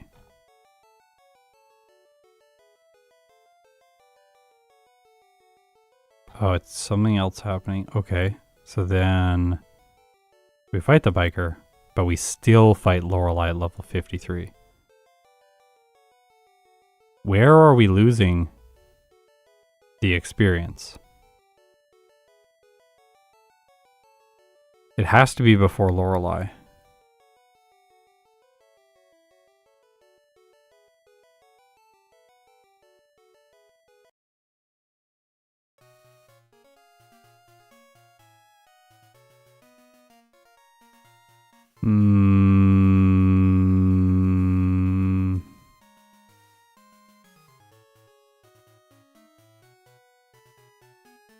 So this guy changes my levels throughout the mid game, but not in the late game. Ah, I see. I turned on the wrong trainer. So let's examine this. Previously, with the experience without the biker, here against the rival, we level up twice in the fight. But this time, with the biker, we have more experience. We have a higher level, right? So we take more experience per level to level up. Because of that, we don't get quite enough experience from this rival battle. So we level up only once. And then if we're going to rare candy before Lorelei, we truncate off all the experience that we earned after the Gyarados in this fight, which means we still only arrive at the champion at 57 instead of 58.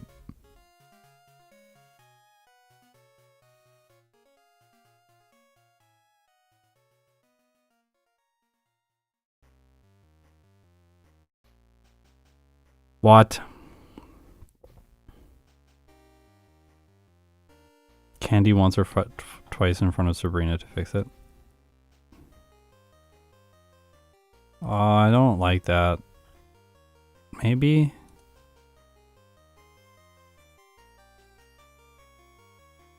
Let's see. Let's see. We only have one candy. So if we candy once in front of Sabrina, we do level up.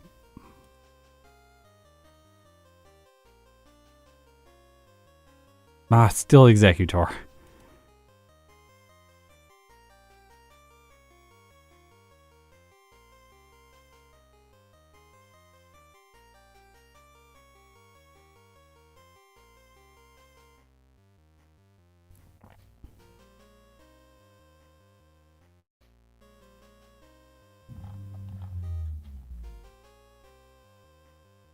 I don't know. I don't get it.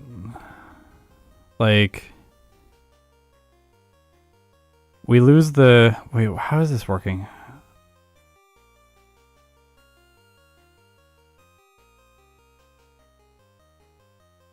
We're essentially just shifting things around here. We're shifting the truncation to here. Because the Giovanni we level up, we get it there. It's like we have to candy here. We have to go to get the Machoke candy and then immediately use the Machoke candy. Does that work? No, it doesn't work. Even though we don't truncate as much experience.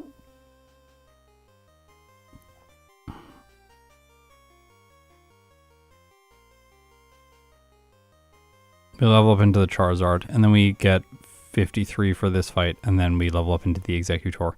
We need one level higher. Okay, so we don't do that, but we do not the biker. But then we get the extra candy. So like the biker would be nice because then we get the experience throughout the mid game, but if we can't make this work... If we can't make this work just by redistributing rare candies, we can always grab another rare candy and then just use it before Lance. So we can just go get the Warden candy. Like this might be a case where the Warden candy makes sense because then the Warden candy gives us level up into Gyarados. It gives us level up after the Dragonite, so we maintain our badge boosts for the Dragonite. We cut the trainer earlier on. Damage ranges are not quite as good, but Mr. Mime doesn't really need them. I think this is the play.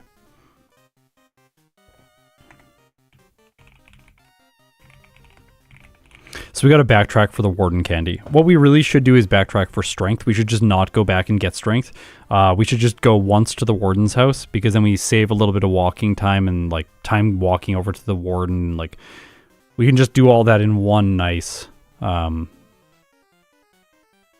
like fell swoop.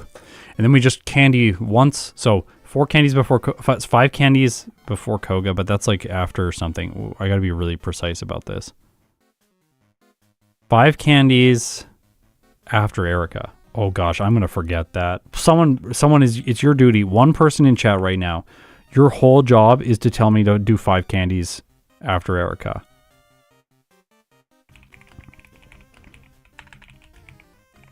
And there, I always like to write the level that I start at and the level that I finish at so that I know that's 34 to 39. Dwandi. Yeah, perfect. 5 candies. That takes me... Then I get to 40 for Koga. And then we're going to do 4 candies before Lorelei. Then we're going to do 1 rare candy before Lance.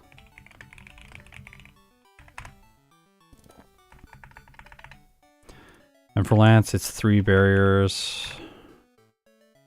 We don't need for any for Agatha. We want 50% health for the Charizard. We will get... We can stack our badge boosts now on the Rhydon for the champion. It'll depend on how good our time is. If our time's really good, I'll probably just be like, yeah, I'll stack a little bit and we'll knock out the Executor quickly, just to avoid critical hits from Stomp. But if our time is like slipping and I want to go fast, I'll probably just try and chance the Executor with less setup. I don't know, it probably just doesn't make sense to set up a lot. It just makes sense to like barrier... like probably twice at the beginning to 2-shot the Alakazam. It has to be 2 now. Yeah, okay.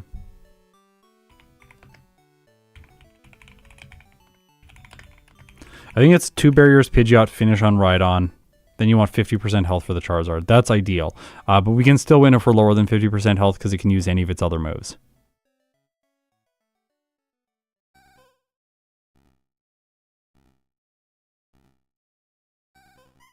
Okay. While we listen to the weirdest track in Pokemon history, I am just going to quickly summarize what we have found for Mr. Mime. The optimization summary is, we're not going to buy extra healing items in the Pewter City Mart. We don't really need them. Maybe 1 antidote for the Drowsy in Koga's gym, but that's really it.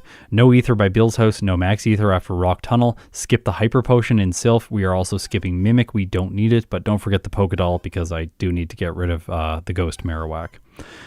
We're going to do a Warden Candy backtrack and getting strength at the same time, just so that we have one more candy for the league. This allows us to use 5 rare candies after Erika, going from level 34 to 39. We tried fighting the biker boss on Cycling Road to get 1 extra level for Lance, but it doesn't work out that way.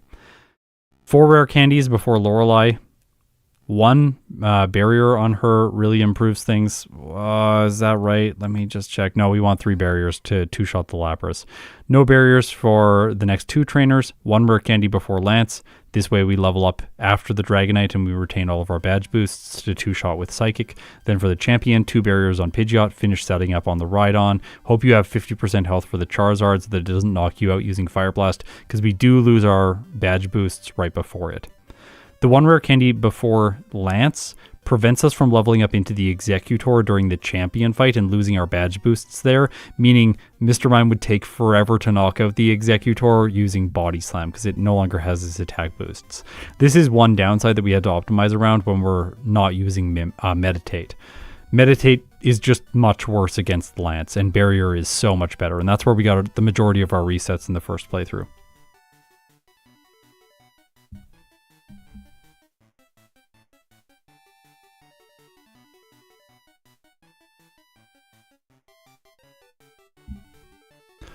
Okay. I'm going to quickly take a small break, use the washroom, then I'm going to come back and we're going to play a second run with Mr. Mime in Pokemon Red. Thanks for hanging out.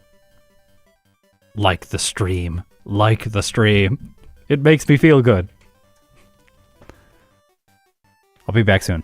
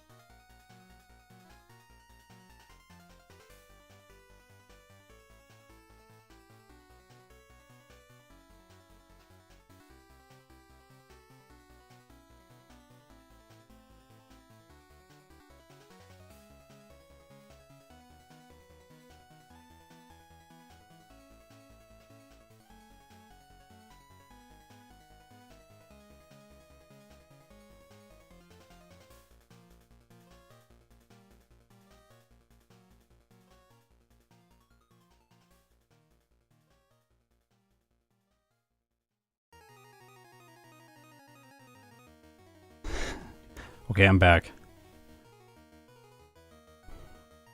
Gotta get stuff set up. I'm so excited to play this one again. This was a really fun run.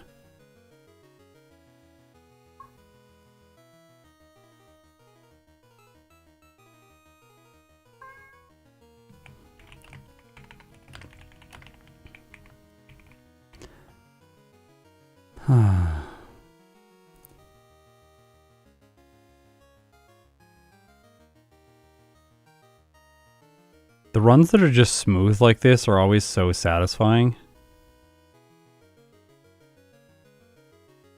The ones where you have to like fight Brock at like level 20 are always the worst.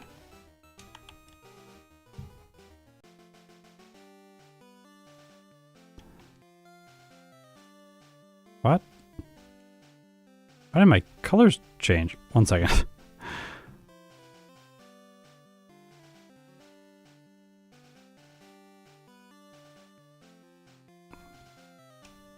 There we go.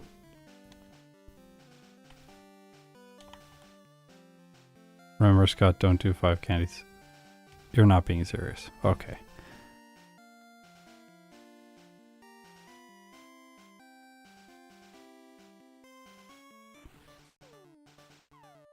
Yeah, Abra's another bad one.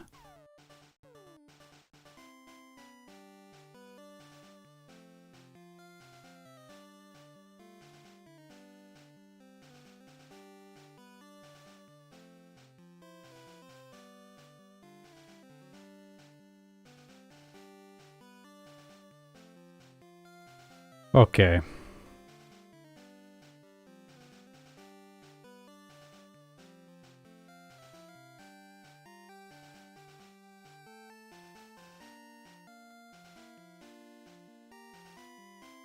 I think I'm gonna be so surprised if we don't get sub 40 on this.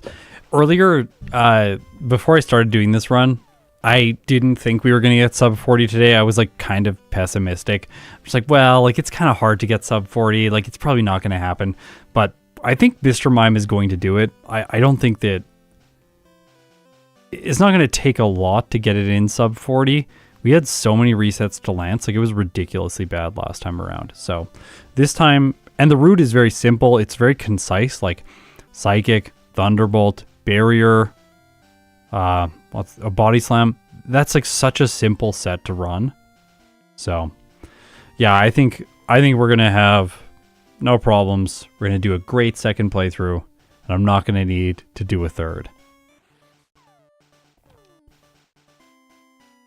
Timer didn't start. What? Oh, it's because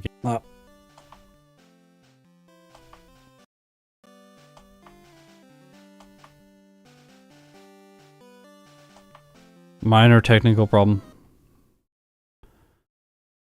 Small tech problem. Just a second. I'm coming back.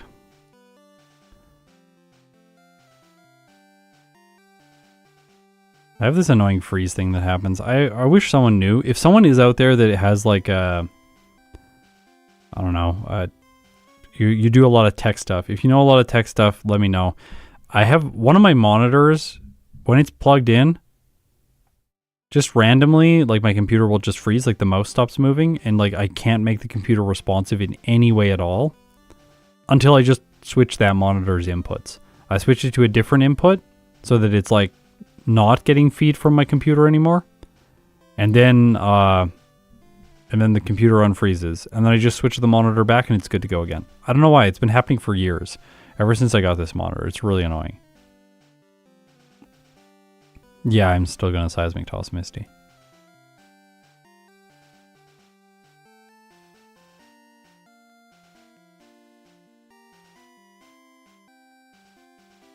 Okay, we should be good now. Nope, it didn't start. Same problem.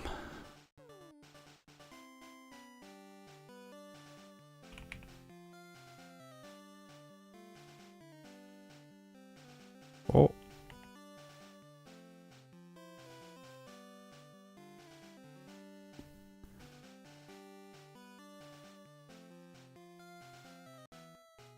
Okay, here we go.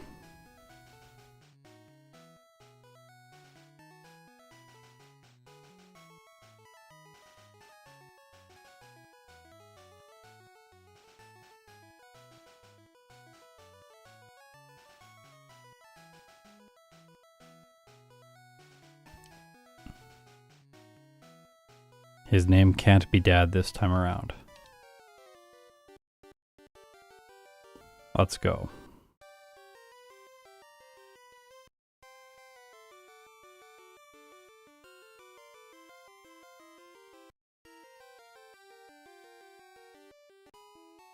Clean Route 1.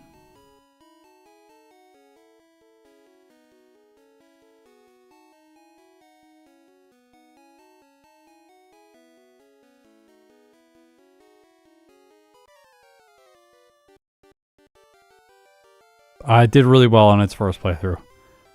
Like, really well.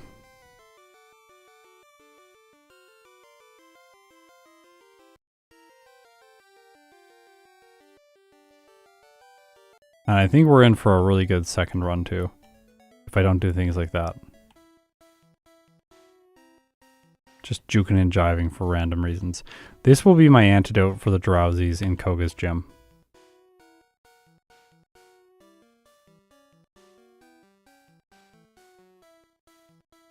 KO. I am not saving for Brock. I am not healing for Brock. We are just fighting him. If we lose, we start again because it's, we're just having such a ridiculously easy opening. Oh, sorry, I'm supposed to bury her. This is probably going to be a reset because of that. Also, this Geodude was like way more deadly than it was last time. Okay. Crit? Nope.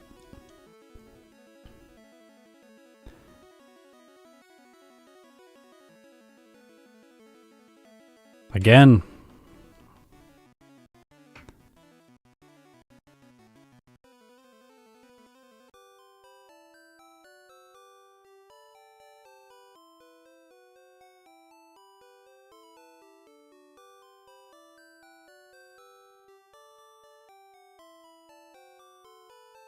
Oh, sorry, I forgot to give that an A nickname.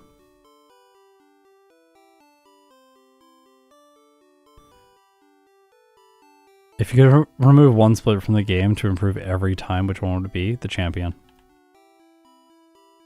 In yellow. The champion in yellow. In red and blue. Lorelei.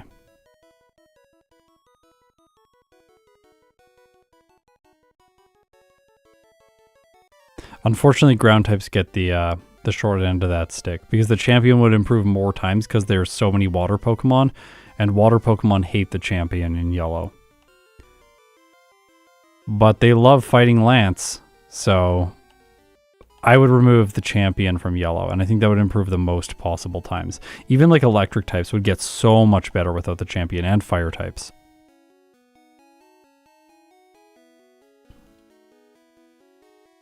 Yeah, in like all Gen 1 games, if we remove the Brock split, like we would improve a lot of times because Brock walls so many Pokemon. Maybe on average, like the Brock split would improve the most just because some Pokemon like Abra bring down the average so significantly. We'd have to look at like median data for that.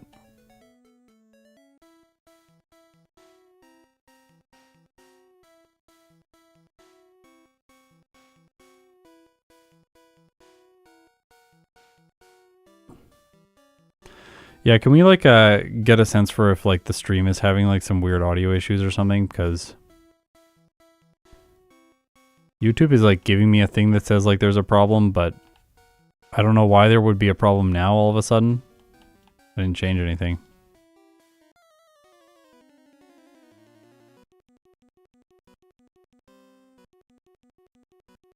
Okay, it's fine for some people. That's frustrating. Okay, refresh and it's fine. Cool. Oh, well, the crit after the bite is perfect. No!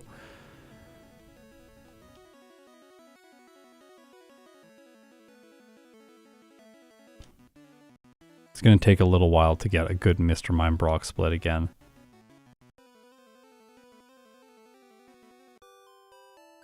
It only takes 2 minutes to get to him, though, so it's really, really fast.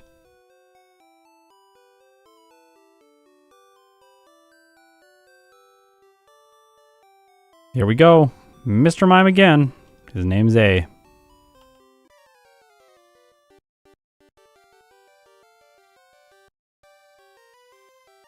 The confusion there is bad. It printed more text. I don't have the thing that's showing comparisons of splits opening up automatically, so I just turned that on. That's why I paused.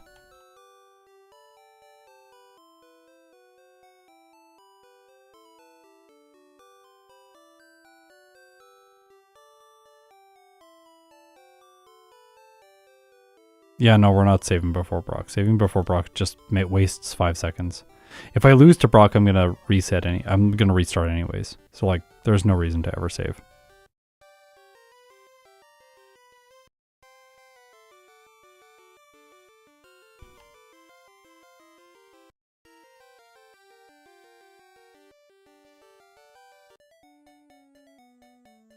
If you're gonna restart if you lose because you don't want one reset, don't save.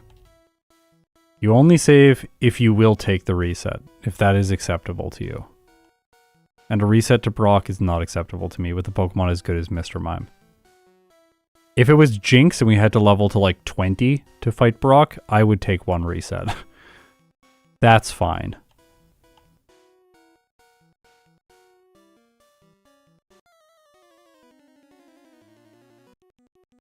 Oh, my Spiritomb run, the one from Crystal? Yeah, that's old now, but it was really fun.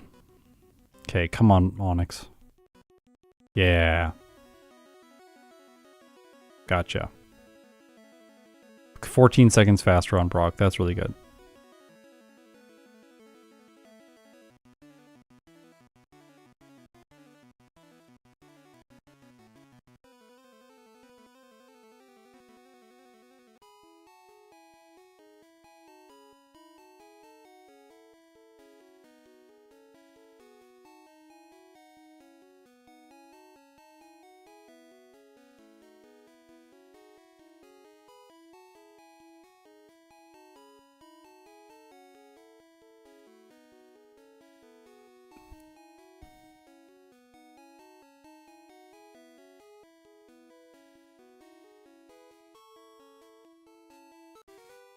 I don't think we need the heal in Pewter City. Maybe I'm wrong. We'll restart again, but no, we're gonna make it.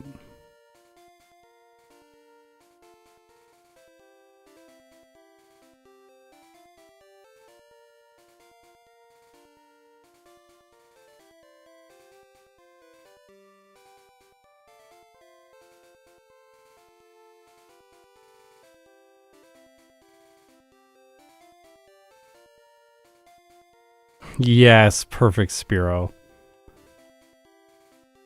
That's awesome. Yeah. Oh, it feels so good when everything's just lining up like that for Mr. Mime. One other option we haven't considered is, should we catch a Geodude in here? Because if we catch a Geodude, we can use it for strength. And it does waste time early on, but we could strength and then not have to go back for the Warden Candy.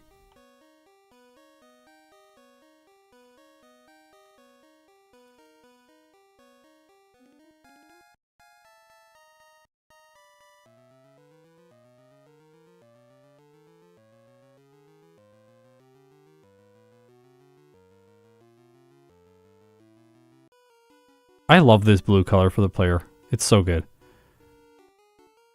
It's a little frustrating that I can't one-shot this or that. This one is a range, 62%.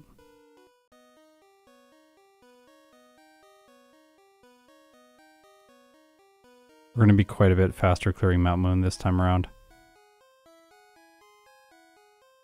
Can we get there by 4:45? Maybe not.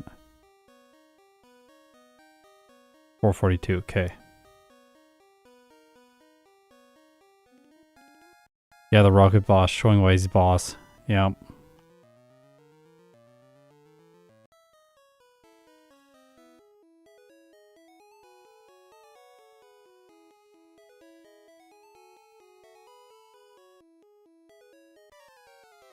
Yeah.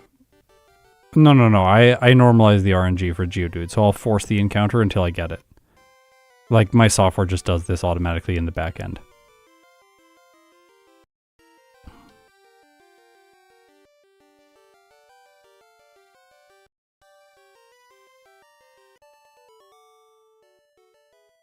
That was so good. I'm gonna skip the heal and continue.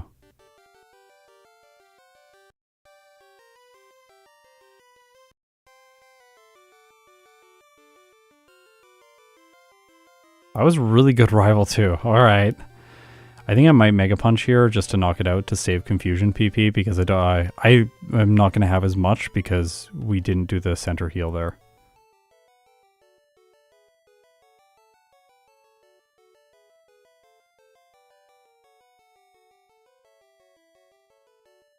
We just have to get to the elixir, then we'll be fine. I'll also use a Mega Punch here to knock it out.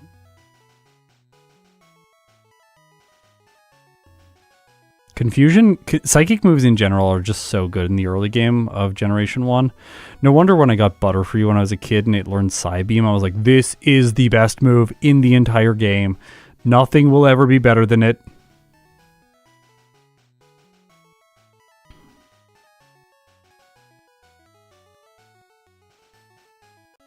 Oh, remember what I said about Thunder Wave last time around? Yeah, it's true. Okay, 57.7% chance to one-hit the Geodude. Yes, we got it. Alright. Ideal.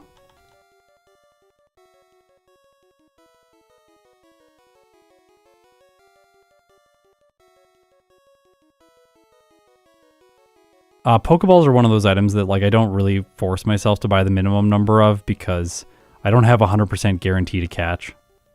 So like you need to buy as many as you feel comfortable like catching all the HM users with. I could probably do like 7 or 8 in red, but anything lower than that, I'm going to be restarting because I failed to catch the Paris.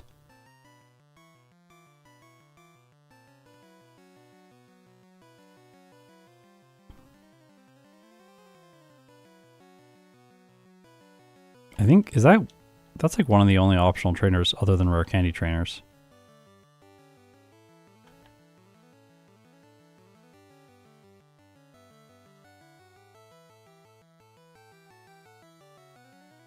I don't want to fight people in Rock Tunnel, though, like wild Pokemon. Hey, I skipped the Ether, see? I remember that one. Bill looks good in that color. Look at him. Well, not now. He's a human now. That's... should have just left him as a Pokemon. Board escape rope. Take the heal here. Instead of after Misty. Maybe it's better to do the heal after Misty. I'm not sure. I wasn't tracking my health well enough to really know. I'm not saving.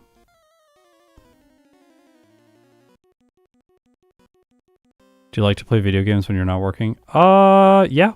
I play a lot of, I'm playing a lot of Brood War right now. StarCraft 1.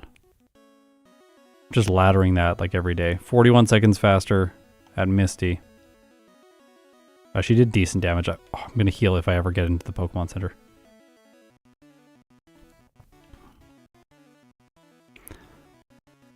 I really want to get into B rank in StarCraft.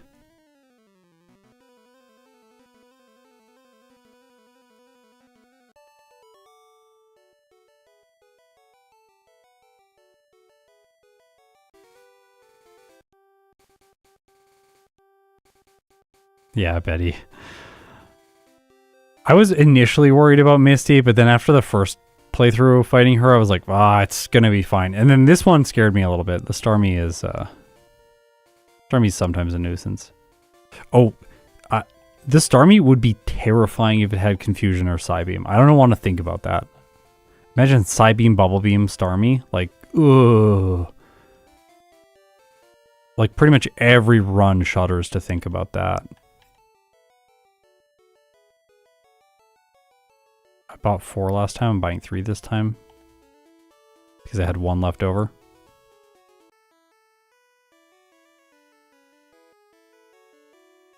They take almost no time to get to. As a safety precaution, I think they're pretty good.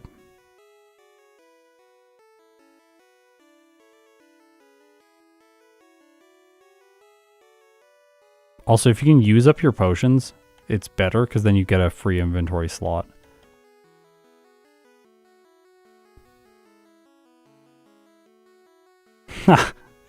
Saving me 1 PP, thank you. Rival will be fine. I know it. I believe. Missed the sand attack. Yeah. Oops. Well, it doesn't matter. We'll be 2-8 anyways. Simple.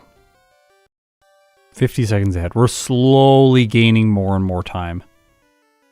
I love it when this happens. In a run, you're like just slowly chasing yourself down. You can like see them in the distance, like, well, I'm coming for you. It always feels bad when you're slowly losing time. Like, oh, am I just being more inefficient as I go? This is really motivating.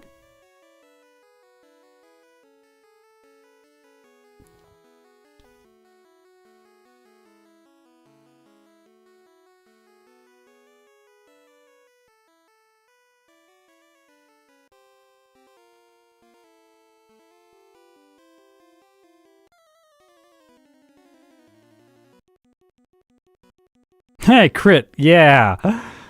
Oh, we missed the damage rating on the Pikachu. That's a little bit sad.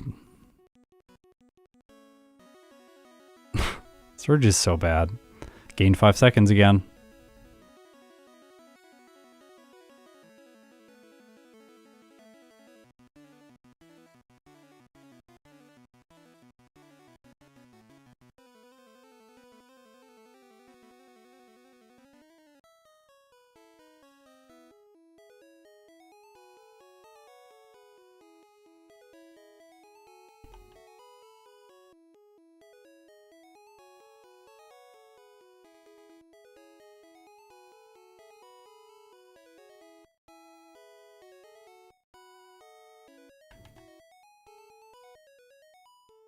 Let's go.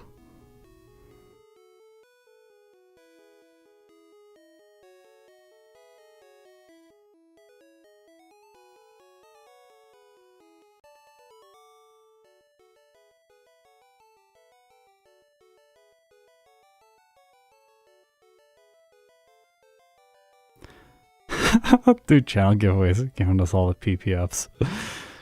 Yeah, this play is going to be giving some people PPFs. I'm very satisfied with it.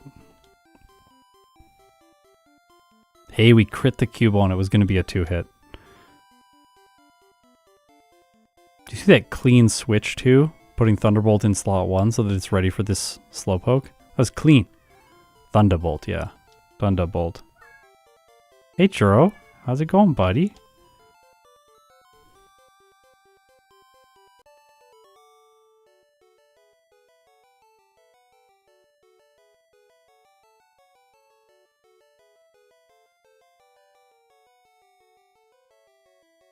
Just in case.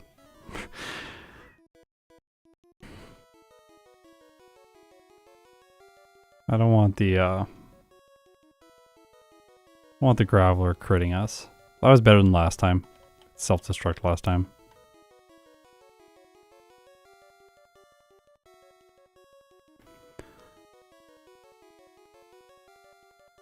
Let's go.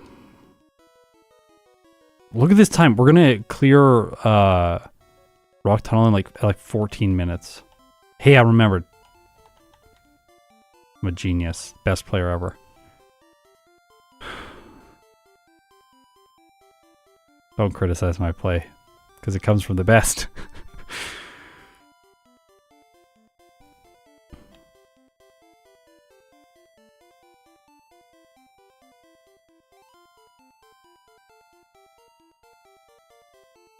I should have looked if I could cut those items. That's something I'm going to start trying to optimize into these runs. Ah yes, candies after Erika. Thank you. Pop, pop, pop.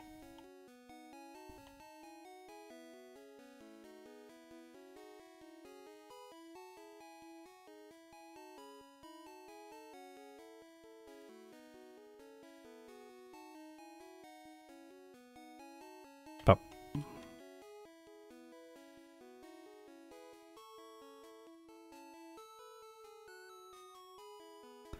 We have to do protein, which was a weird choice that we figured out last time. Helps with Sabrina's Alakazam.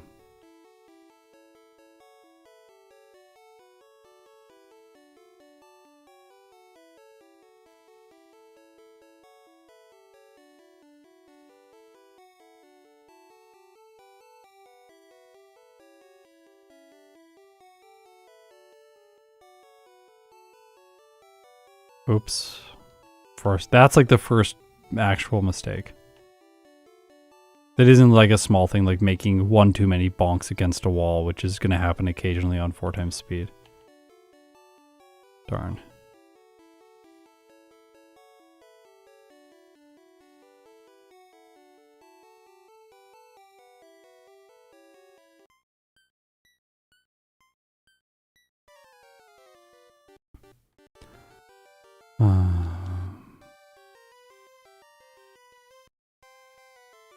Yes, Psychic does more damage than Body Slam.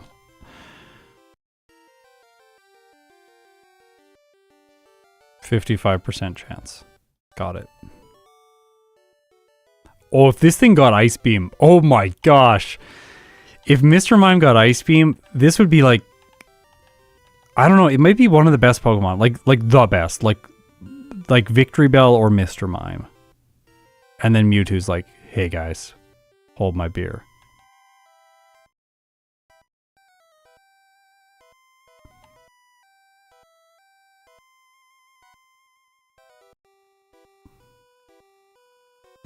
Family day in Canada, and my 5-year anniversary with my wife. Aww. Congrats. Happy anniversary.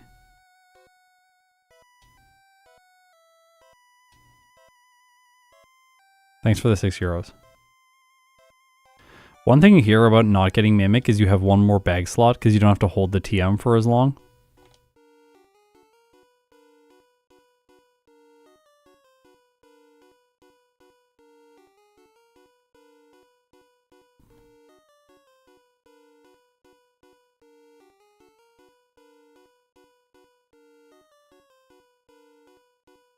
Darn. Got the paralysis, but didn't get the no attack. Both of the special moves one shot, so it doesn't matter what I use.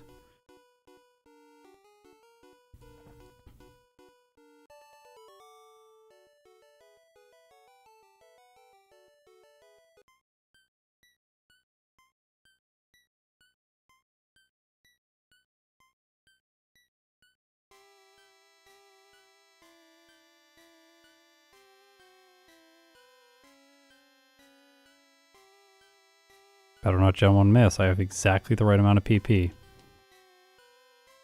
PP planned for perfection.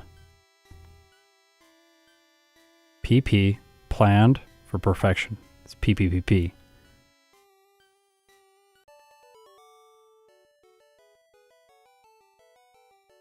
Okay, let's go. Erika! Alright, I gotta use rare candies after this. I have to use 5 rare candies after her.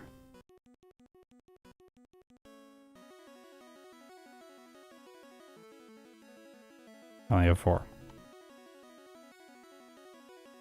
That's okay. I have to get the candy. I have to get the candy on Cycling Road.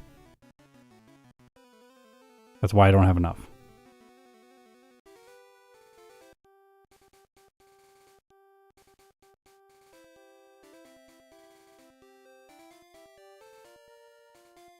I think the logic with Psychic being strong against poison is like if you are a like wise user or you like understand things well, you'll be able to spot poison and not take damage from it or like heal it or something. I don't know.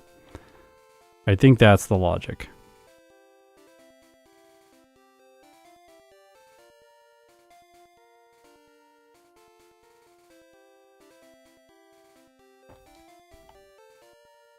Okay.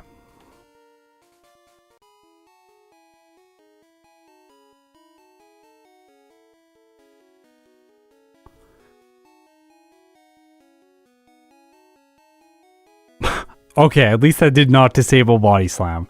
That would have been tragic. 34% didn't get it. Okay.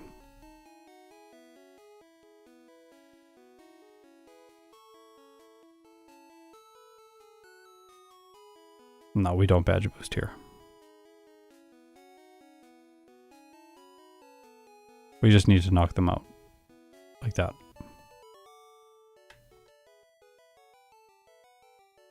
in case I get the very bad range against the wheezing. I have like a 34% chance not to knock it out, and then it could self-destruct and get me. Got it.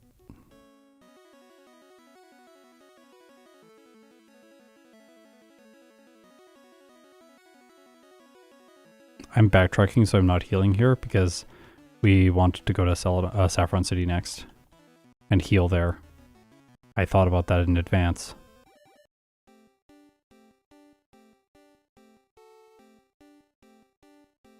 Oop.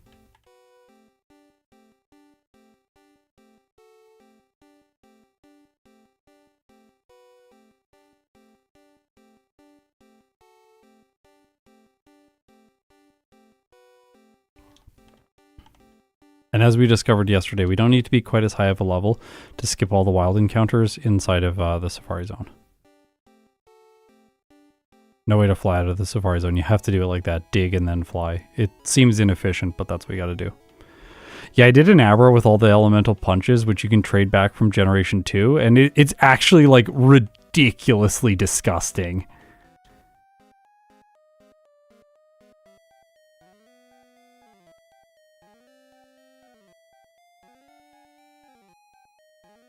The Pokemon health is intentionally left off the overlay because it updates just slightly after the HP bar, so it spoils the result of the fight, and then I can't edit and like do like voiceover tension, like, are we gonna get the knockout? Like, you'll just be looking at the health and it'll say 0 while I say that. It looks bad. So that's why I left it off. It's been intentionally left off for years now.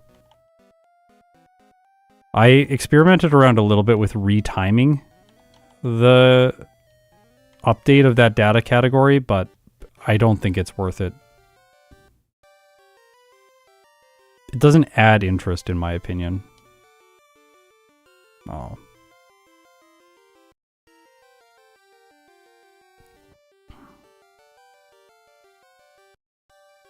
Oh, we have... That was good. That was really nice. Convenient timing. Oh gosh. Okay. Whew. 2 minutes and 26 seconds ahead. Alright, this is really good. This is really good.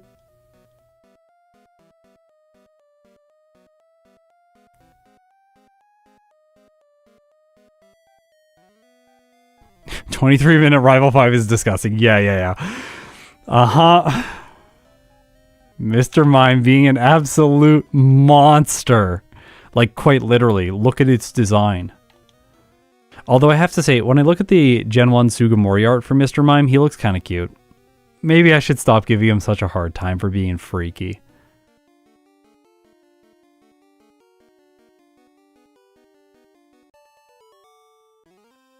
Yeah, delaying current HP, I don't think it's worth it. It's possible, but I don't think it's worth it. We want to have maximum body slam PP, so that save or heal is probably really useful. And we're skipping Mimic because we don't need it.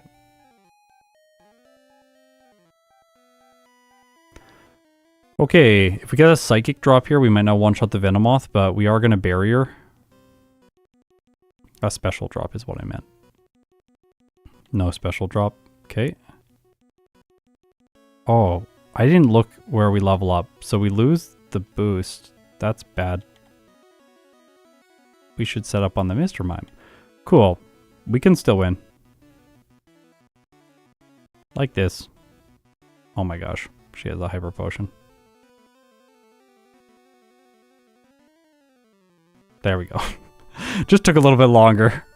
Cool, we learned a thing though. Next time, knock out the Kadabra, set up on the Mr. Mime.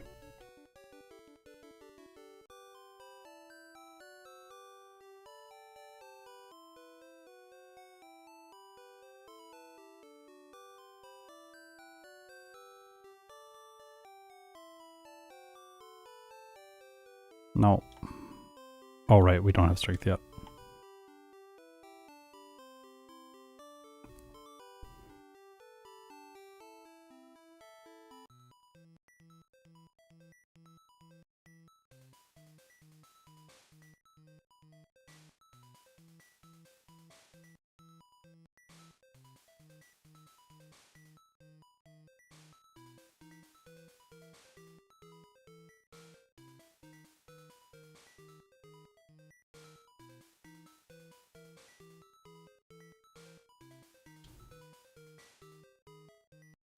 This is the perfect time to go and get the Warden Candy. Because you have Lapras and you're about to fly anyways. So you don't add anything. Like, you add the fact that you have to walk over here, but...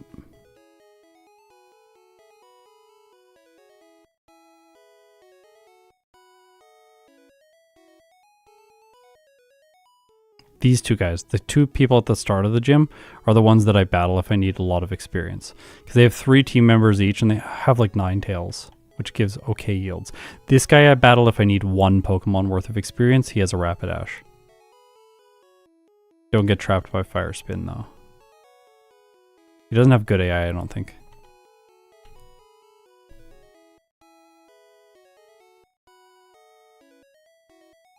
Alright, Blaine.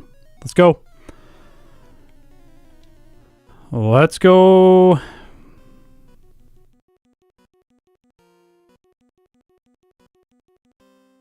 Yeah, lower my attack. Well done. And then use a roar with your Arcanine. Absolutely impeccable play. Has every split been faster than the previous one? Like, the delta of time has improved? I think it has. Haha, that's so satisfying. Oh, let's keep doing this, Mr. Mime.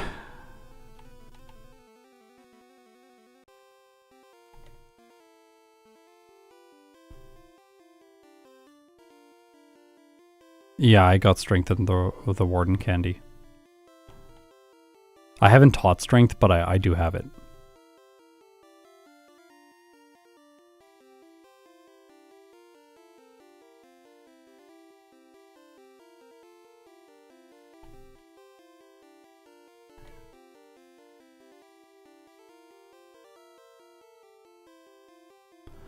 I'm using the Electro Voice RE20. It's a really good mic.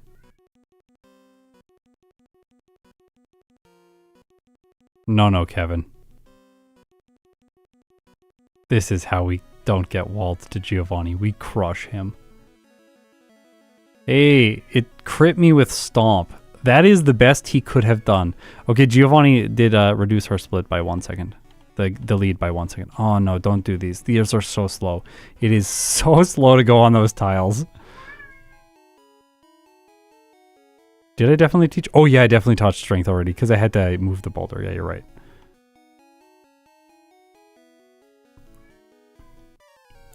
Okay, Churro's making noise. We're fighting the rival.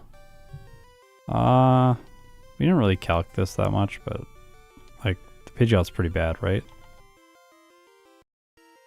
Oh, we level up right after it. Probably shouldn't have done that. Silly me. Uh-oh, this is very bad.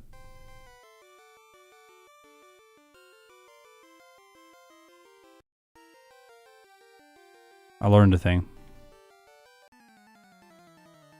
So we don't one-shot the Pidgeot, that's fine though. But the Rhyhorn is second, and again, it loves to use Tail Whip, which is a bad move.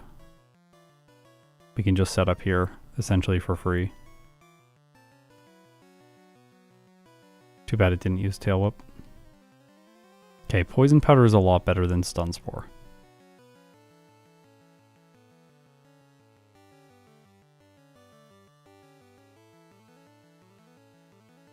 Uh-oh. The Leech Seed. The Leech Seed. No! We're getting wrecked by this rival. Don't worry, we're still under 30 minutes of time.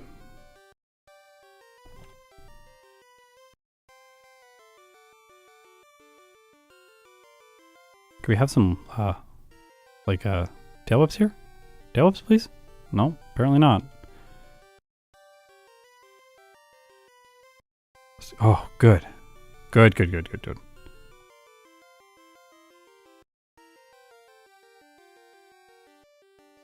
There we go. Why does that Charizard have Leer? I know why, it's just so silly. Don't worry, all the time we're going to gain over the former run is at Lance and the Champion, so we're still in really good shape. Any extra time we have earned up until this point is just extra. It would have been really great to do that without the 2 resets though.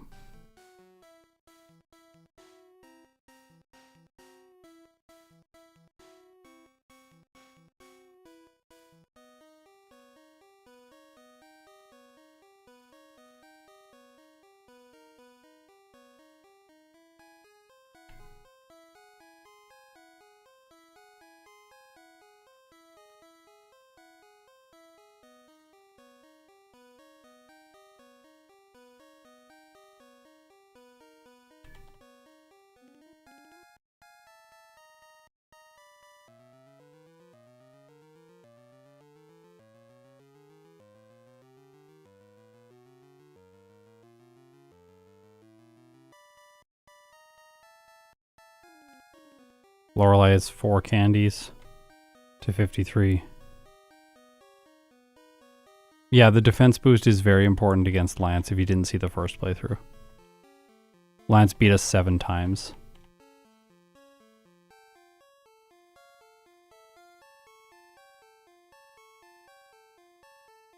Could buy 1 less super repel. Yeah. I'll just use it there so that it's not in the inventory.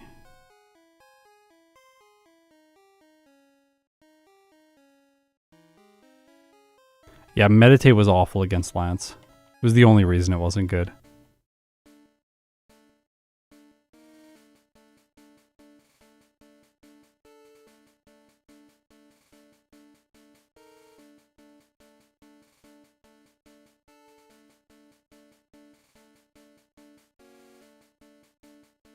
Okay, Lorelei. Here we go.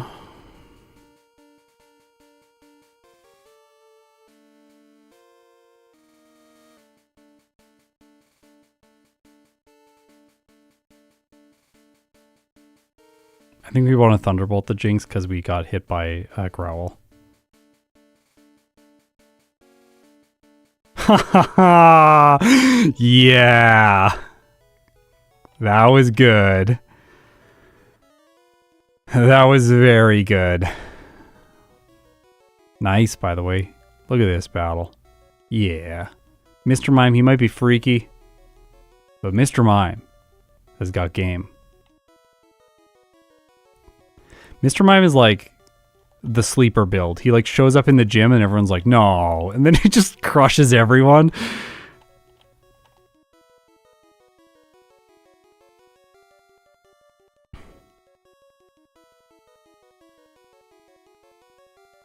Yeah, okay. I talked about using potentially 1 barrier here for better damage range, but it's not worth it because you have the upside of the crits, and like 17.58% chance is pretty good. Like, that was such a clean Agatha. Oh my gosh.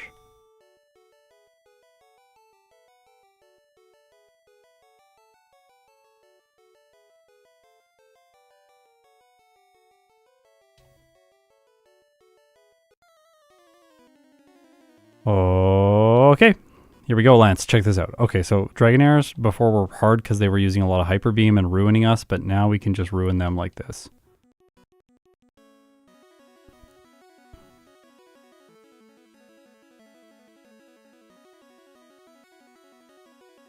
I didn't use my candies correctly. How did I mess up my candies? It doesn't actually matter because we still... Oh, no, it doesn't matter. 4 minutes and 47 seconds ahead of the previous time.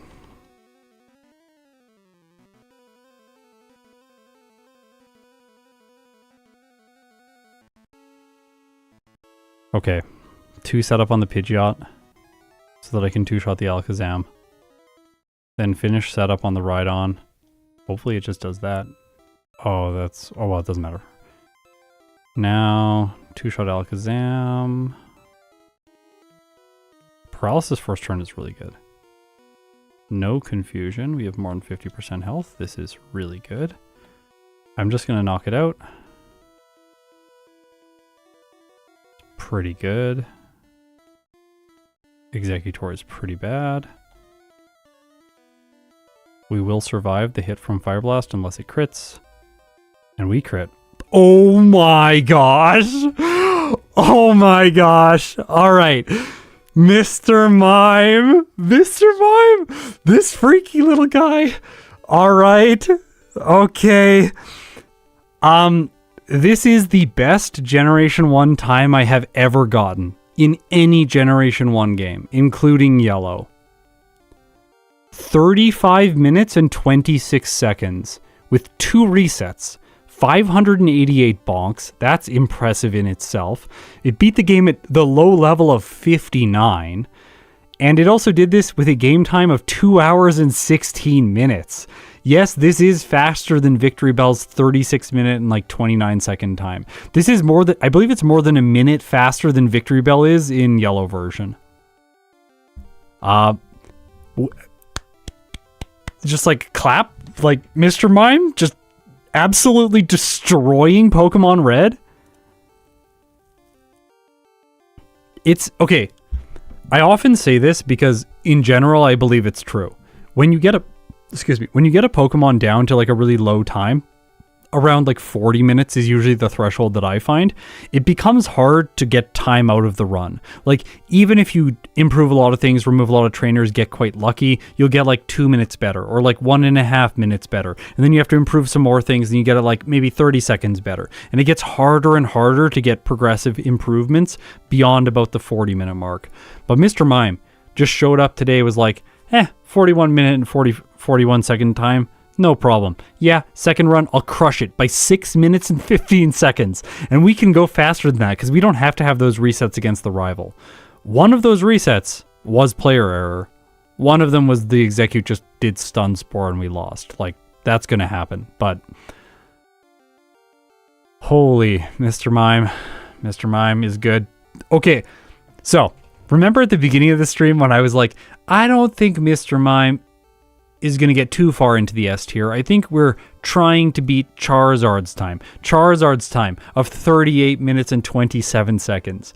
We should beat Charizard. There's no way we're going to beat Blastoise. We beat Blastoise.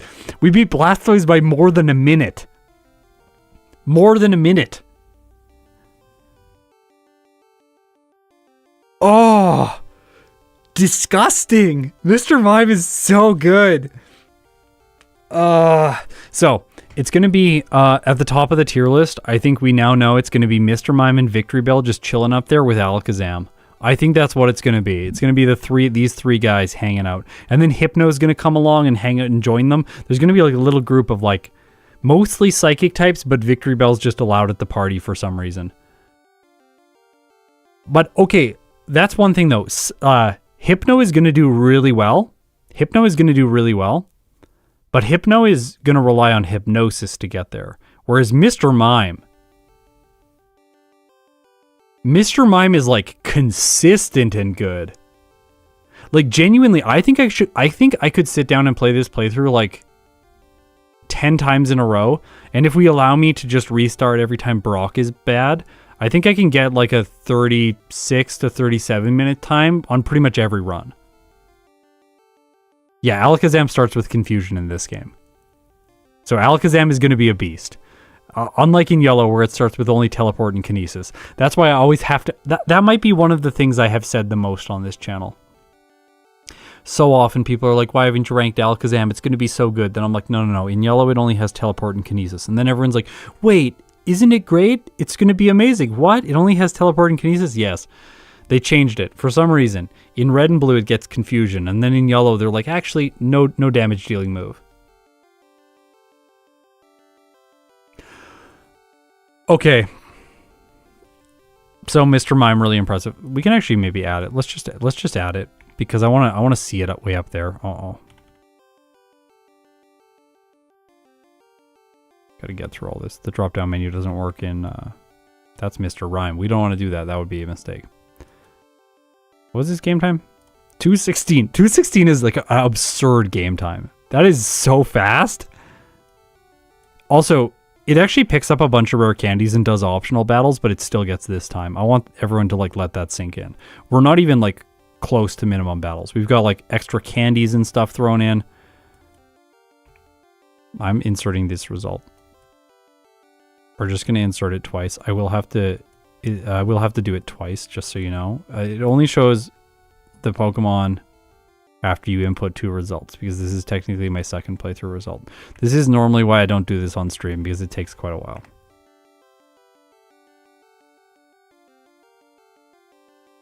And I'll also have to redo it after stream, but...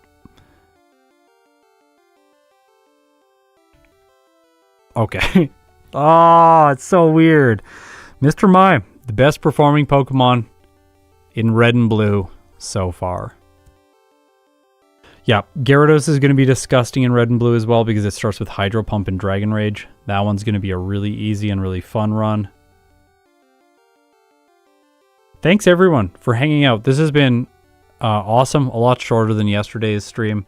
We're going to be working on the stream highlight videos for these to post on the Scott's Thoughts Supercuts, or Scott's Supercuts channel, which you can find a link to in the description.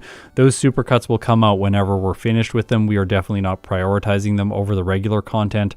I just released Perugly and Pokemon Platinum. Go check it out if you haven't already watched it. You probably haven't, because less people watch the Platinum videos. But it's actually an interesting run. Perugly, or sorry, not Perugly, Skuntank. Skuntank. They're both purple. But Perugly. No, Skuntank. It's Skuntank. That's the one I just released. Go check it out. It came out today. And then on Saturday, we were going to have another video for you. This Saturday, it is likely going to be Shuckle in Pokemon Crystal. So look forward to that. If you made it this far, you're incredible. If you support me on YouTube through memberships or on Patreon, thank you so much. It really means the world to me. I will see you in my next stream. Next stream will be Thursday. We're going to do Lickitung to complete the 3 freaky Pokemon from Gen 1. Okay, Thursday, Lickitung. See you then.